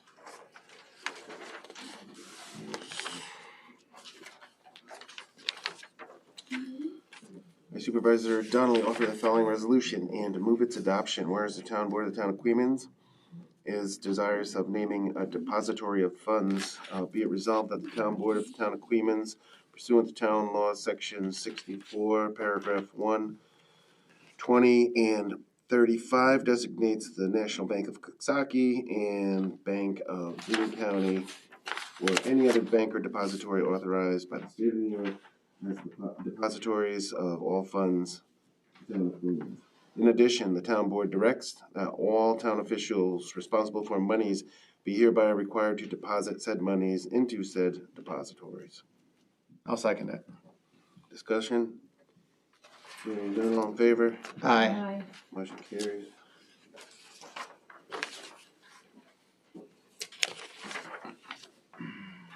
I, Councilmember Schmidt, offer the following resolution and move its adoption. Whereas the Town Board of the Town of Queens has established a town investment policy for the efficient, lawful, and proper investment of funds, consistent with the general municipal law. Now therefore be it resolved that the Town Board of the Town of Queens does hereby adopt the Town of Queens investment policy dated January 1st, 2024, to be followed for the investment of town funds. I'll second that. Discussion? For discussion, this is night class we're talking about. No. No. This is, you're obligated to have an investment policy Oh, all right. under the general municipal law.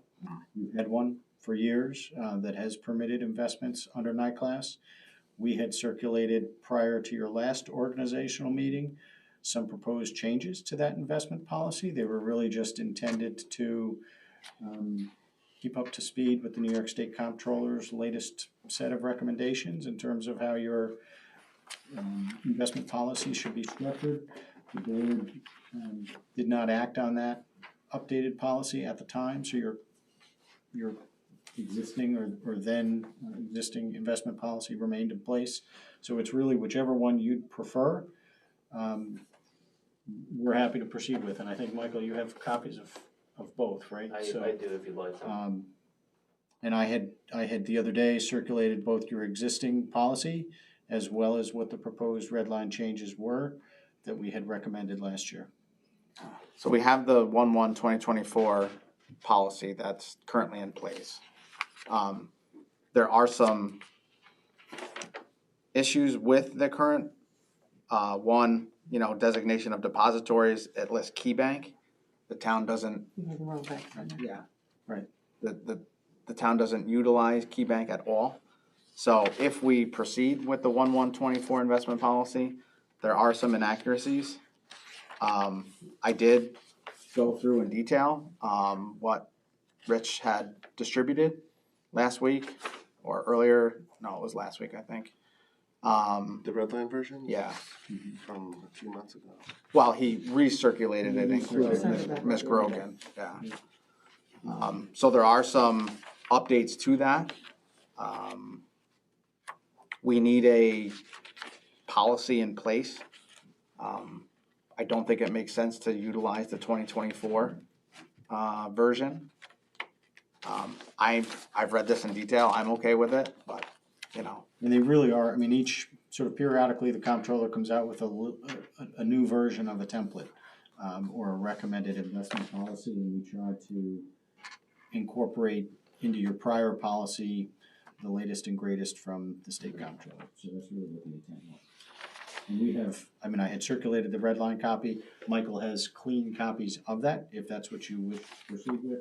And then we can also, certainly we'll circulate that and provide it to Candace as well. Yeah, I'm comfortable with that. You? Do the clean copies update the bank? Was it updated on that? Yeah. The only question I have though with regards to the banking is there is a line for maximum amount and officer that are blank. I don't know that they necessarily need to be filled in, but I wanted to seek your advice on that. Yeah, I think it's, if you wanted to limit them, you could do that in terms of, say, what the maximum amount would be, for the particular, repository. Okay. And Ms. Grogan, did you see Rich's email that had this red line version? So that was emailed to me last week. Within the past few days, actually. It might have been, yeah. Do you recall when That that? may have been earlier this week, Monday or Tuesday, maybe. I think that's right. Candace raised sort of the issue and the need to either re-adopt your old one or adopt the new one. And in response to that, I had, which I believe was an email that you were on, I had circulated both the 1/1/24 as well as our redlined proposed changes from last year. Yeah, so it was sent to us December 30th, which was Tuesday at 3:55. Okay. So again, I'm okay with proceeding because I've read through it, so I know, but if everybody wants the opportunity to review it before we proceed, I'm okay with that as well. But I don't think that we should proceed with the 1/1/2024 version. Yeah, I suppose we could sort of amend the banking reference if that's the one you want to approve. But that banking change is already reflected in the New version. And this is separate in addition to the night class that you were referencing. This kind It's of the investment allows policy. night class, it's more clear like with the 2024 version, we didn't have the thought process for NICLAS. So there wasn't really, it wasn't detailed in the investment policy. The investment policy kind of expands upon the fact that we do utilize NICLAS now. You won't specifically see NICLAS written in that policy, but it's, It's your choice for investment. Right, it's, right. In your 1124 policy, it references participation in a cooperative investment program with another authorized governmental entity pursuant to Article 5G of the General Municipal Law. That is NICLAS. And so we've tried to be a little bit more specific in the newer version. But yeah. Yeah, from watching the past meetings and stuff, you guys have been making money on that and doing well with the investment, so I'm comfortable with that. I am too. So do we want to just amend this resolution? Yeah, to the red line version. So we'll amend this resolution to include the Town of Queens investment policy dated 1/1/2026.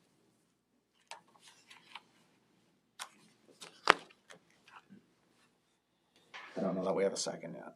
I'll second that. Sorry.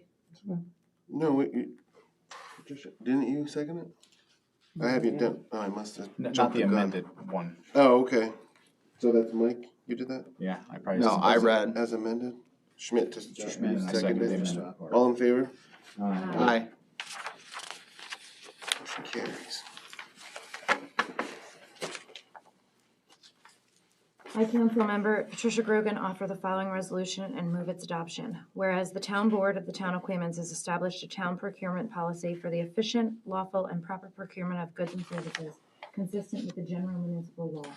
Now therefore be it resolved that the town board of the town of Queens does hereby adopt the town of Queens procurement policy dated January 23rd, 2025, to be followed by all town departments for the procurement of goods and services.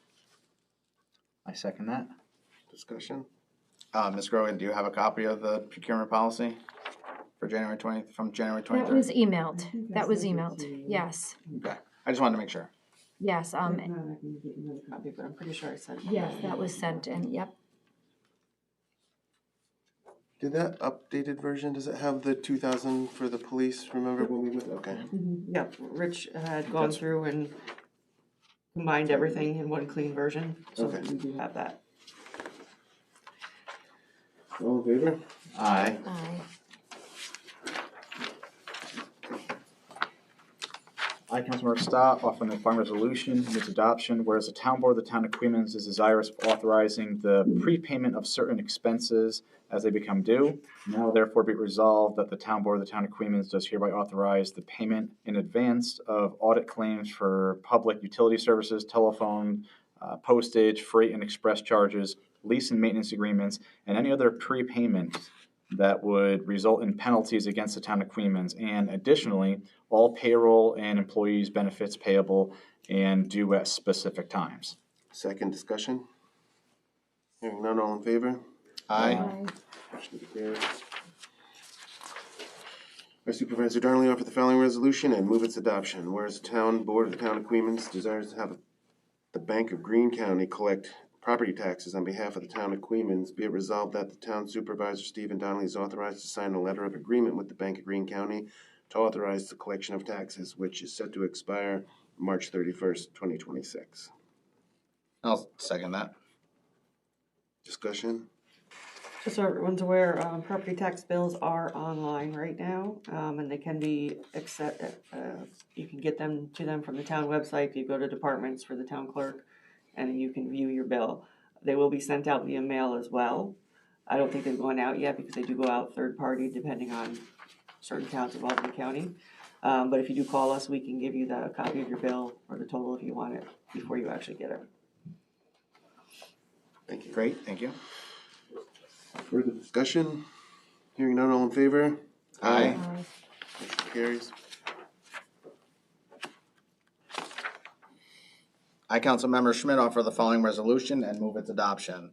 Whereas Public Officers Law Section 11 and Town Law Section 25 require that the supervisor, town clerk, justices, superintendent of highways, and such other officers and employees as the town board may identify, execute and file in the office of the town clerk, county clerk, and/or the office of court administration as appropriate, an official undertaking conditioned for the faithful performance of their duties. And whereas the town board of the town of Queens has determined that a surety company authorized to transact business in the state of New York should execute the aforementioned undertaking, and the expense thereof shall be an authorized charge against the town. Now therefore be it resolved that the town board of the town of Queens directs the acquisition of such undertaking pursuant to the above stipulations. I'll second that. Discussion? Hearing none, all in favor? Aye. Motion carries. I, Councilmember Patricia Grogan, offer the following resolution and move its adoption. Whereas the town board of the town of Queens is desirous of designated the official newspaper of the town of Queens for legal and public notice requirements. Now therefore be it resolved that the town board of the town of Queens pursuant to section 64 of the town law designates the Times Union a newspaper regularly published and widely distributed in the town of Queens, County of Albany, the official newspaper of the town of Queens. I'll second. Discussion? Hearing none, all in favor? Aye. Motion carries.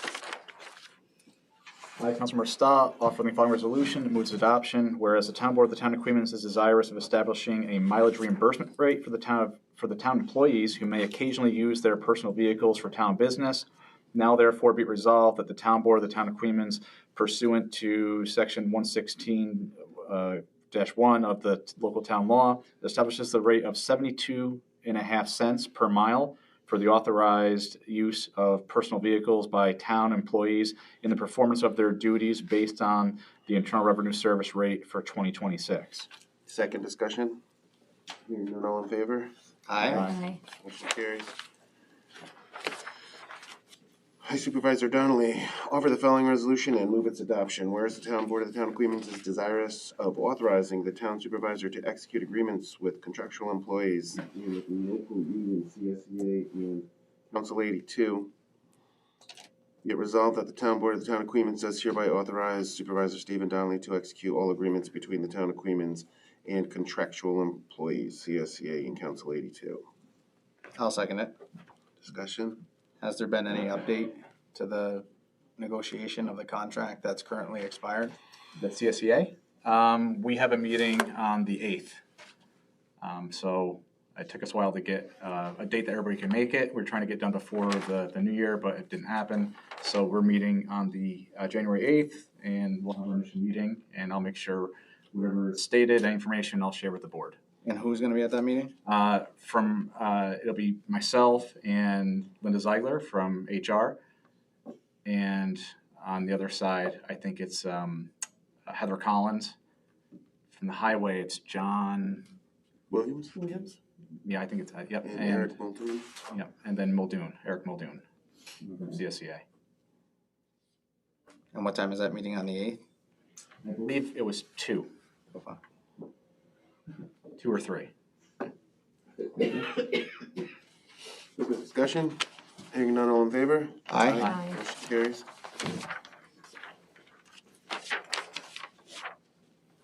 I, Councilmember Schmidt, offer the following resolution and move its adoption.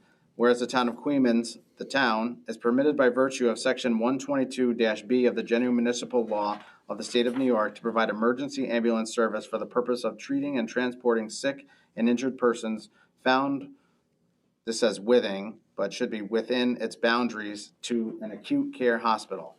And whereas the town previously entered into an agreement with the Ravena Rescue Squad to provide such ambulance service to the town pursuant to the said provision of law. And whereas the said agreement by its terms expired on December 31st, 2025, and the town is in active negotiations with the Ravena Rescue Squad for a successor agreement. Now therefore be it resolved that the town board of the town of Queens hereby authorizes Supervisor Stephen Donnelly to execute an extension to the current agreement with the Ravena Rescue Squad for a 3-month period so as to prevent disruption of emergency medical services to the residents of the town and to allow the parties sufficient time to enter into a successor agreement. I'll second that. Discussion? Has everybody taken a look at the agreement that has expired and the draft of the agreement going forward? I do not have that agreement. Okay. But I did, in the email that we received about it, I don't think the agreement was attached to it. I don't think so. No, I don't have that agreement. I did speak with Mr. Stott a little bit about it to get some history on it. And I'm comfortable with extending the current status so that we can, but I would like a copy of that. We did receive that, so we can forward that on. Okay.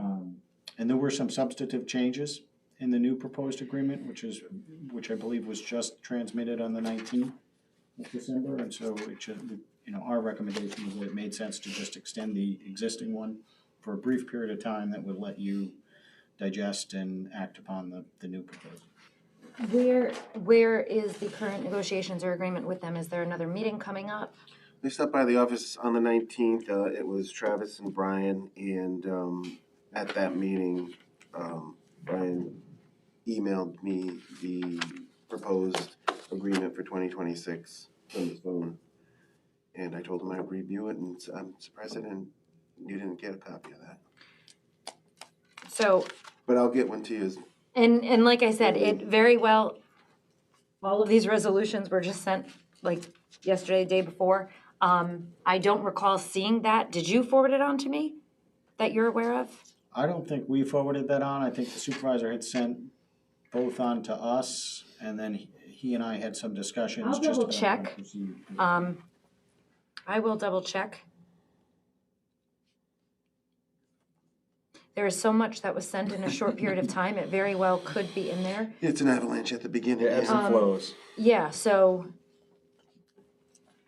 Yeah, so the supervisor sent the email on December 30th and that was included in that? at 2:20. Trish, You are CC'd on that. Okay, okay. And the agreements are attached? Or The agreements are attached. Okay. Was it Brian Senior or Brian Junior that Junior. accompanied Junior? Okay. Was there any discussion about the advancement of the potential ambulance district? Yes, they were sort of vague on details because we were just entering the conversation. We actually spoke about a previous request that you had, and I pulled up some old emails, and we just kind of got to a place of how are we going to move forward? Where do they want to go? How do they want to do it? I'm still waiting for, which I requested months and months ago, for, the budget that they work on. I mean, that's what I was Order- waiting on, Mr. Hotelian and I. Yeah. Yeah, and if you read that agreement, you can see that we're supposed to be getting quarterly reports also. Correct. So there's a lot of paperwork, and that was basically how we ended Okay. the meeting was, give me everything that you have so we can understand the function of present function and how you want to function in the future. Okay. And that's where we left it at. Okay. I just didn't want to step on anybody's toes. I mean, I know Mr. Hotelian and I were on a committee, Are you still, because I asked, is that committee still functioning? I mean, obviously not now with Mr. Hotelian gone, but I mean, I would be, willing and able to continue my efforts to kind of figure out if we as a town could make that happen. There's a lot involved, There is. obviously. The last discussion that Mr. Hotelian and I had with the committee members, including Mr. Whitback and Mr. Dunnigan, was that we wanted them to put together a budget that we could then present to the town board, because obviously before we get too far down the road, we want to see where they are at with numbers to see if it's even plausible for us to introduce. Once we get to that point, then we can talk to Mr. Riley about what the legality is to establish an ambulance district. So, I mean, if you want, I can still kind of take lead on that, or I can Any pause information you and. can get us, that'd be great. Okay. And this is what you were referencing in a separate text when I was talking to you. Yes, yeah, Okay. we got the ambulance district, and I just said pretty much what you just said, like that you and Ron were in talks of if it could happen and how it would work, and it sort of stalled from there.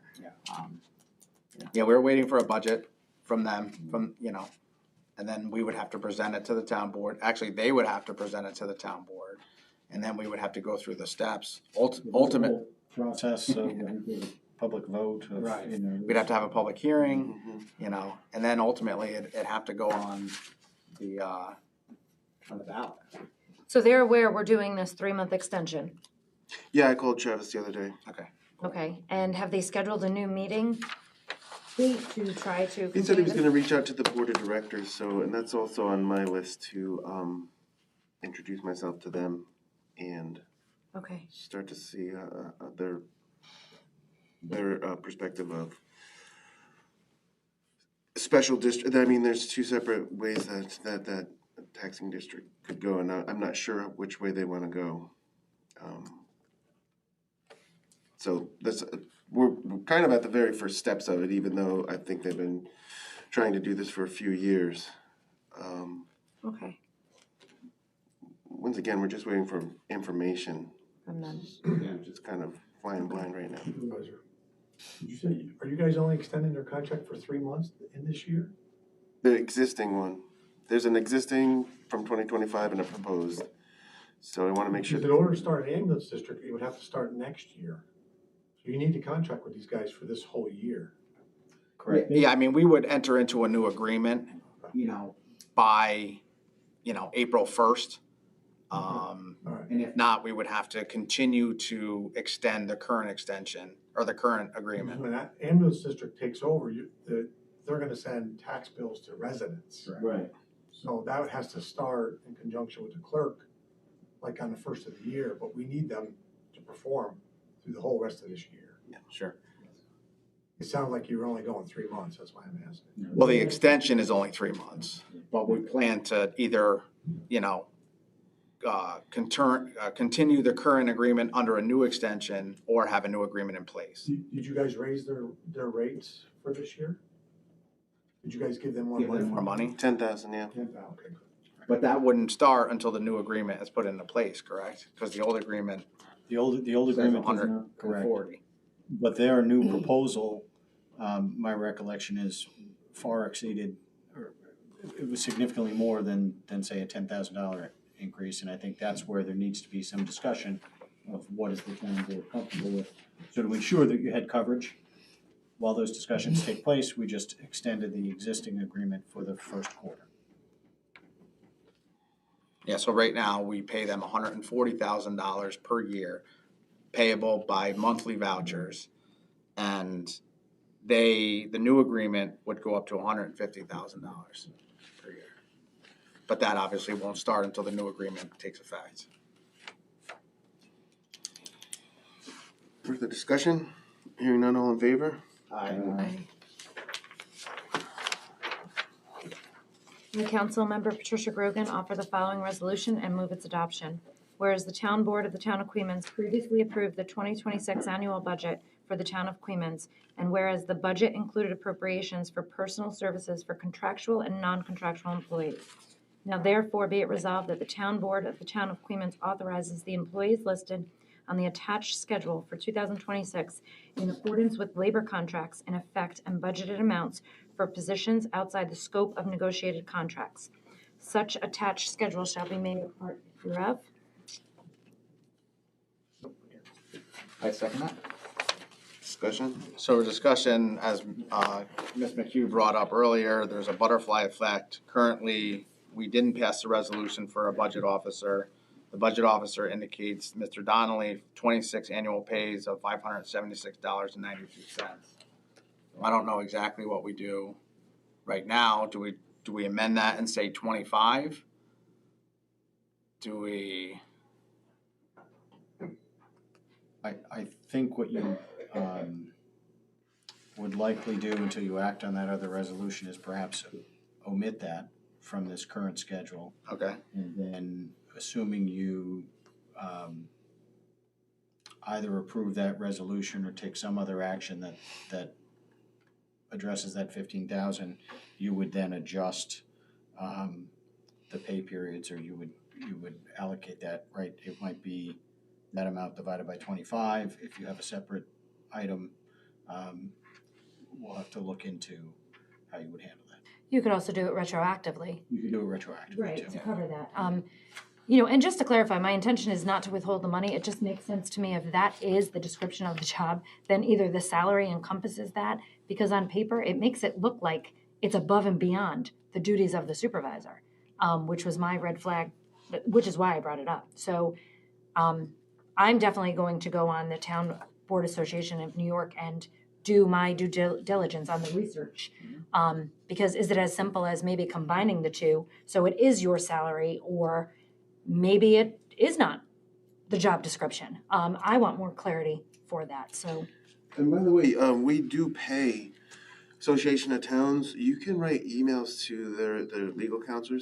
Sarah Brancatella is great. She'll respond. You can write detailed So emails. I wasn't even aware of that website until I received your emails. I just signed up and entered my email and all of that, and becoming familiar with that. Yeah, So. they're a valuable resource at the beginning for you. So then we're amending the employee rates for 2026 by removing the budget officer To omit entirely right now. For now, and then we can discuss how to proceed. Was there any other issue that anybody saw with the hourly rates or the biweekly salaries, so that we don't end up in a situation like we did last year? No, we went, HR, or payroll and I went over with legal to make sure everything was where it should be. So we're denying my request for the $2.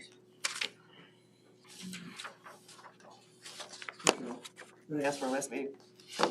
Again, I can't comment on that other Well, than you to, can't comment on it, but I'm just, it'd be nice if somebody just answered a question for what are you denying Did you $2? land on the resolution to correct the clerical error?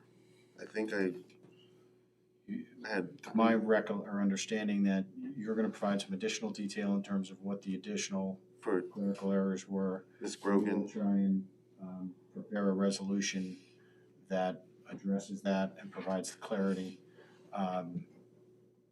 And we will try and draft it in a way that ideally will get a third vote without recusals. So, and I just want to clarify, it's not just per my request. Sitting on that side, this has been an ongoing issue since March. I'm going to call you. Well, just to clarify, from March to right before November, it was basically ignored. The conversation stopped. I think when you'll see the email, the last question was, and to my understanding, there was a written question of should there be a resolution, and a phone question, should there be a resolution. I'm not sure how that fell out, but we can clarify that.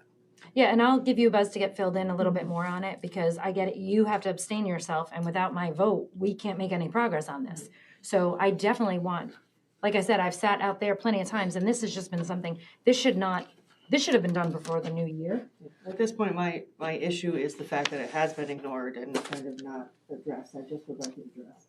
So I will get email and documentation from the previous board members, and I will speak to you, and hopefully we can try to resolve this at our next meeting, just so it can be done. I, Councilmember Stott. I don't think we voted on the Oh, I'm last sorry, we didn't. We didn't do that yet. I saw the finish line, I got a little excited. All in favor as amended with the omitted budget officer line? Aye. Aye. I, Councilmember Stott, offering the following resolution, moves adoption, whereas the Association of Towns of the State of New York has developed a pre-registration procedure for the 2026 annual meeting, and whereas the Association of Towns of the State of New York has offered a preferential pre-registration rate of $185 per person, and whereas the Town Board of the Town of Queens authorizes Councilmember Patricia Grogan to take advantage of the preferential pre-registration rate of $185 per person, now therefore be it resolved that all elected officials specifically authorized herein by the Town Board of the Town of Queens may attend the Association of Towns of the State of New York's annual meeting and training school on February 14th through the 17th of 2026. I second that for discussion. I'd also like to amend this. I would actually like to go to these two, because this one also, because they're typically legal and budget changes that I should be aware of. Okay. So I'm just throwing my hat in the ring here too. So we're gonna amend it to include not only Ms. Grogan, but also Grogan Mr. and Donnelly. Stephen Donnelly, yeah. In addition to that, this resolution only talks about the preferential pre-registration rate of $185 to actually register for the conference. This doesn't talk about hotel, travel, mileage reimbursement. I think this is just the Albany one, was one No, time? this No, is, this is the one in This New York is City. New York City one. Oh. And then if you're both going, then I do need a resolution stating who is the delegate from the town of Queens, which we can do on the 8th, I believe. Do you need to indicate who the delegate is when you register? No, I think they actually give me till the 23rd to submit the delegate, so they can register without that information. So does that change your mind, Mr. Donnelly, about, No. okay, you still want to go to New York City for this training? Yeah, there are a lot of vendors there. It's just these, the AOT, and I encourage other members to definitely take advantage of it. When Ron and I went up first to Albany, that was very valuable. And the last one, Cheryl and I, their legal and budget changes happen regularly. And that's how I'm so familiar with Sarah, because every time I see her, we have lengthy conversations. And also in New York, you'll get a really good, it'll be valuable for you if Ben Seiden is there, which he usually is. I encourage you to sit down with him. He is an encyclopedia of knowledge when it comes to grants, and he has, I took every last class that I could when I was there. That's what I zeroed in on, was grants, and I would encourage you to do the same. Thank you. And Ben's the vice president of LaBerge? Yeah. Yeah. He came Right, here. no, right, I just wanted to. That was January 2nd Tricia of know. this year, or last year, actually, when he told us how it all went. So I think we need to amend this resolution to include expenses for hotel, travel, mileage. Yeah, well, we can do that at the future. I think for now, you just need to be able to register, right? I would suggest just doing this for now, because we should probably go through the packet and see how it has to be managed. Okay. Fiscally, it may be something that has to be full reimbursement, dependent on how we go forward and if everyone's okay with that. I just know that there was an issue, Yep. Prior. Right, but currently there is not a town credit card, so the town, and they don't take vouchers anymore. So it would most likely have to, Fully you would have to reimbursed. pay for everything yourself essentially, and then submit detailed receipts to get reimbursed. Now, on that reimbursement, the town has a tax exemption form. Yes, we give that to you. Okay. And you get meal receipts up to a specific amount each day. Per diem, yeah. Traveling, if you go by train, as long as we have your train tickets, those can be reimbursed. If you drive, then your mileage will be reimbursed, but we need your mileage and all that stuff. Yeah. Okay. We'll show you how to do it. Okay. All in favor? Aye. Aye.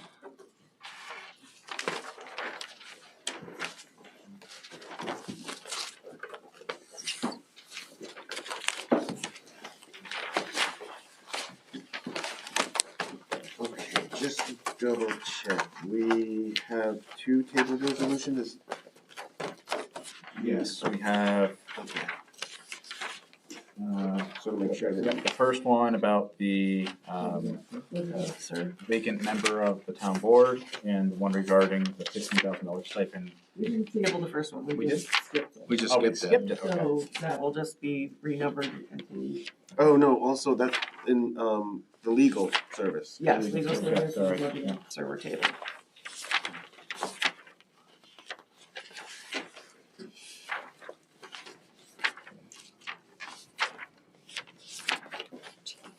Okay, so three.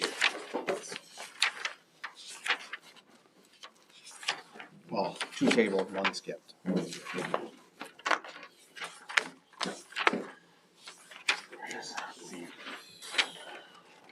No, public announcements. I don't know why that's there. I already made my announcement. Does anybody have a public announcement? If not, we can go right to public comment. If anybody has any public comments they'd like to make, please step to the lectern. Star, Mike, David. Okay. I didn't see a line item on here for ALS service with the sheriff's department. in conjunction with the EMS service, isn't there a separate line item for that? That's a different contract. And it's a different contract year, it was, Yeah. say, for April or March, that, like March 31, April 1. Okay, I make a motion to adjourn then if we're done. I just had a question with regards to the keys to the 9W building. Have you had any luck with talking So to I them? gave, after I talked to you and Ron, I gave it to Vazio to take a picture and contact me and Gino, and the last time I talked to him, he said they had contacted him, and I said, well, call him. And that was the half day, was that yesterday? Mhm. It's yesterday. Seems like it was a week. And also too, is We've there a been in the way, building almost a month, so, I mean, Yeah. the town board needs keys, Mr. Baker needs keys, the chief needs keys. It's Yeah. imperative that we get those keys ASAP. when you talked to him too, I think Candace mentioned at the last meeting about how like it takes 3 keys to actually get into the back. Is there a way to remedy that? Was that true? Yeah, what do you need? A key for the front door, a key for the second door to get back by my office and the bathrooms, and then there's a third key if you wanted to go further. So what I, Usually leave that open because the other door's locked, but technically Right. it's a 3-key process. what I was thinking for ease, if we are gonna pull the 3 cylinders, and we're probably looking at a $600 bill for that, so, prepare for it. Those new keys can probably just go to everybody in the building, and those crazy gold keys that can't be copied, we can just give to board members, and you can just come in the side door and I not think- have to go through 5 Didn't- doors. That's Cause fine. it goes right to the conference room, Okay, that's it. and that's fine. And there's 10 of those, so once we get them back from everybody, everybody can have 2 keys if they want. Yeah. So the gold keys can't be copied? No. No. 'Cause I Dan- mean- didn't Dan mention at the last meeting, Steve? Didn't he mention that he knows somebody, takes it up to some place and gets We keys? talked about Manjone, Yeah. and that's who Okay. Mr. All right, Donnelly so and same Mr. guy. Fazio are going to be Okay. working with to try to remedy the situation. I mean, his take on it, Fazio's, is that they didn't respond because they probably can't copy it. It's an insane key. If I have a copy of it, it's got like dots on the side. But once again, if we pull the 3 cylinders of the vestibule, then everybody that works in the building can just get new keys, and those crazy ones can go to the board. And is it true that when you come into the building, that either Candace or Cheryl or Mr. Fazio has to physically get up to unlock the door or to open the door to get to the next area? So there's no way, in essence, there's no way for the public to come in and say, I need to speak with Jason Shimileski in the building department. Well, he's in the back. He's gotta go in different doors. He has his own separate entrance, okay. Well, and I guess that's, I mean, What about, like, if someone wants to see the supervisor? They go to Steve. They go to And the they Steve, say, yeah, I Steve will wanna let him talk in. We do have a clicker that's supposed to open the door between Steven and I, so let's say if someone did need to use the facilities or go back to Virginia, I could click them in. But they broke after a week, so they don't actually work, so now we do have to physically go out and open the door. I mean, that has to be corrected. You shouldn't It's a have to bit of get a up pain in the ass, every yeah, time. but I Yeah, would where's the take- whole? Where did We've that been- come from? Is it the same company that does the locks? Okay. They installed the clicker, so if you came in and wanted to go in the back, I could just hit that so you could open the door. Shouldn't that be warranted or something though? I would think so, it lasted like less than a I got an week. email Yeah. out to our security guy. It's the guy that the chief had to do the cameras. Devon. They do the cameras and everything. David for us. Vaughn. Yeah. So there's whatever the issue is, he'll No. fix it. Is there a sign yet for the building department? Because last time I was there, they do have their own separate entrance, but there's no sign indicating that to the public. Right. So we'll have to buy one for him. Has it been ordered? No, they're. Okay. I don't know if Jason has a design. I overheard him talking about having a sign maybe on the side of the building and on the door. So whatever he comes up with, they'll Well, even in the parking lot need to though, like purchase. people need to know that building department is this way, like when they first get there, because Right. you cannot see that entrance at all. No, right, Nobody right. knows it's And that there. door is unlocked during the day? Yeah.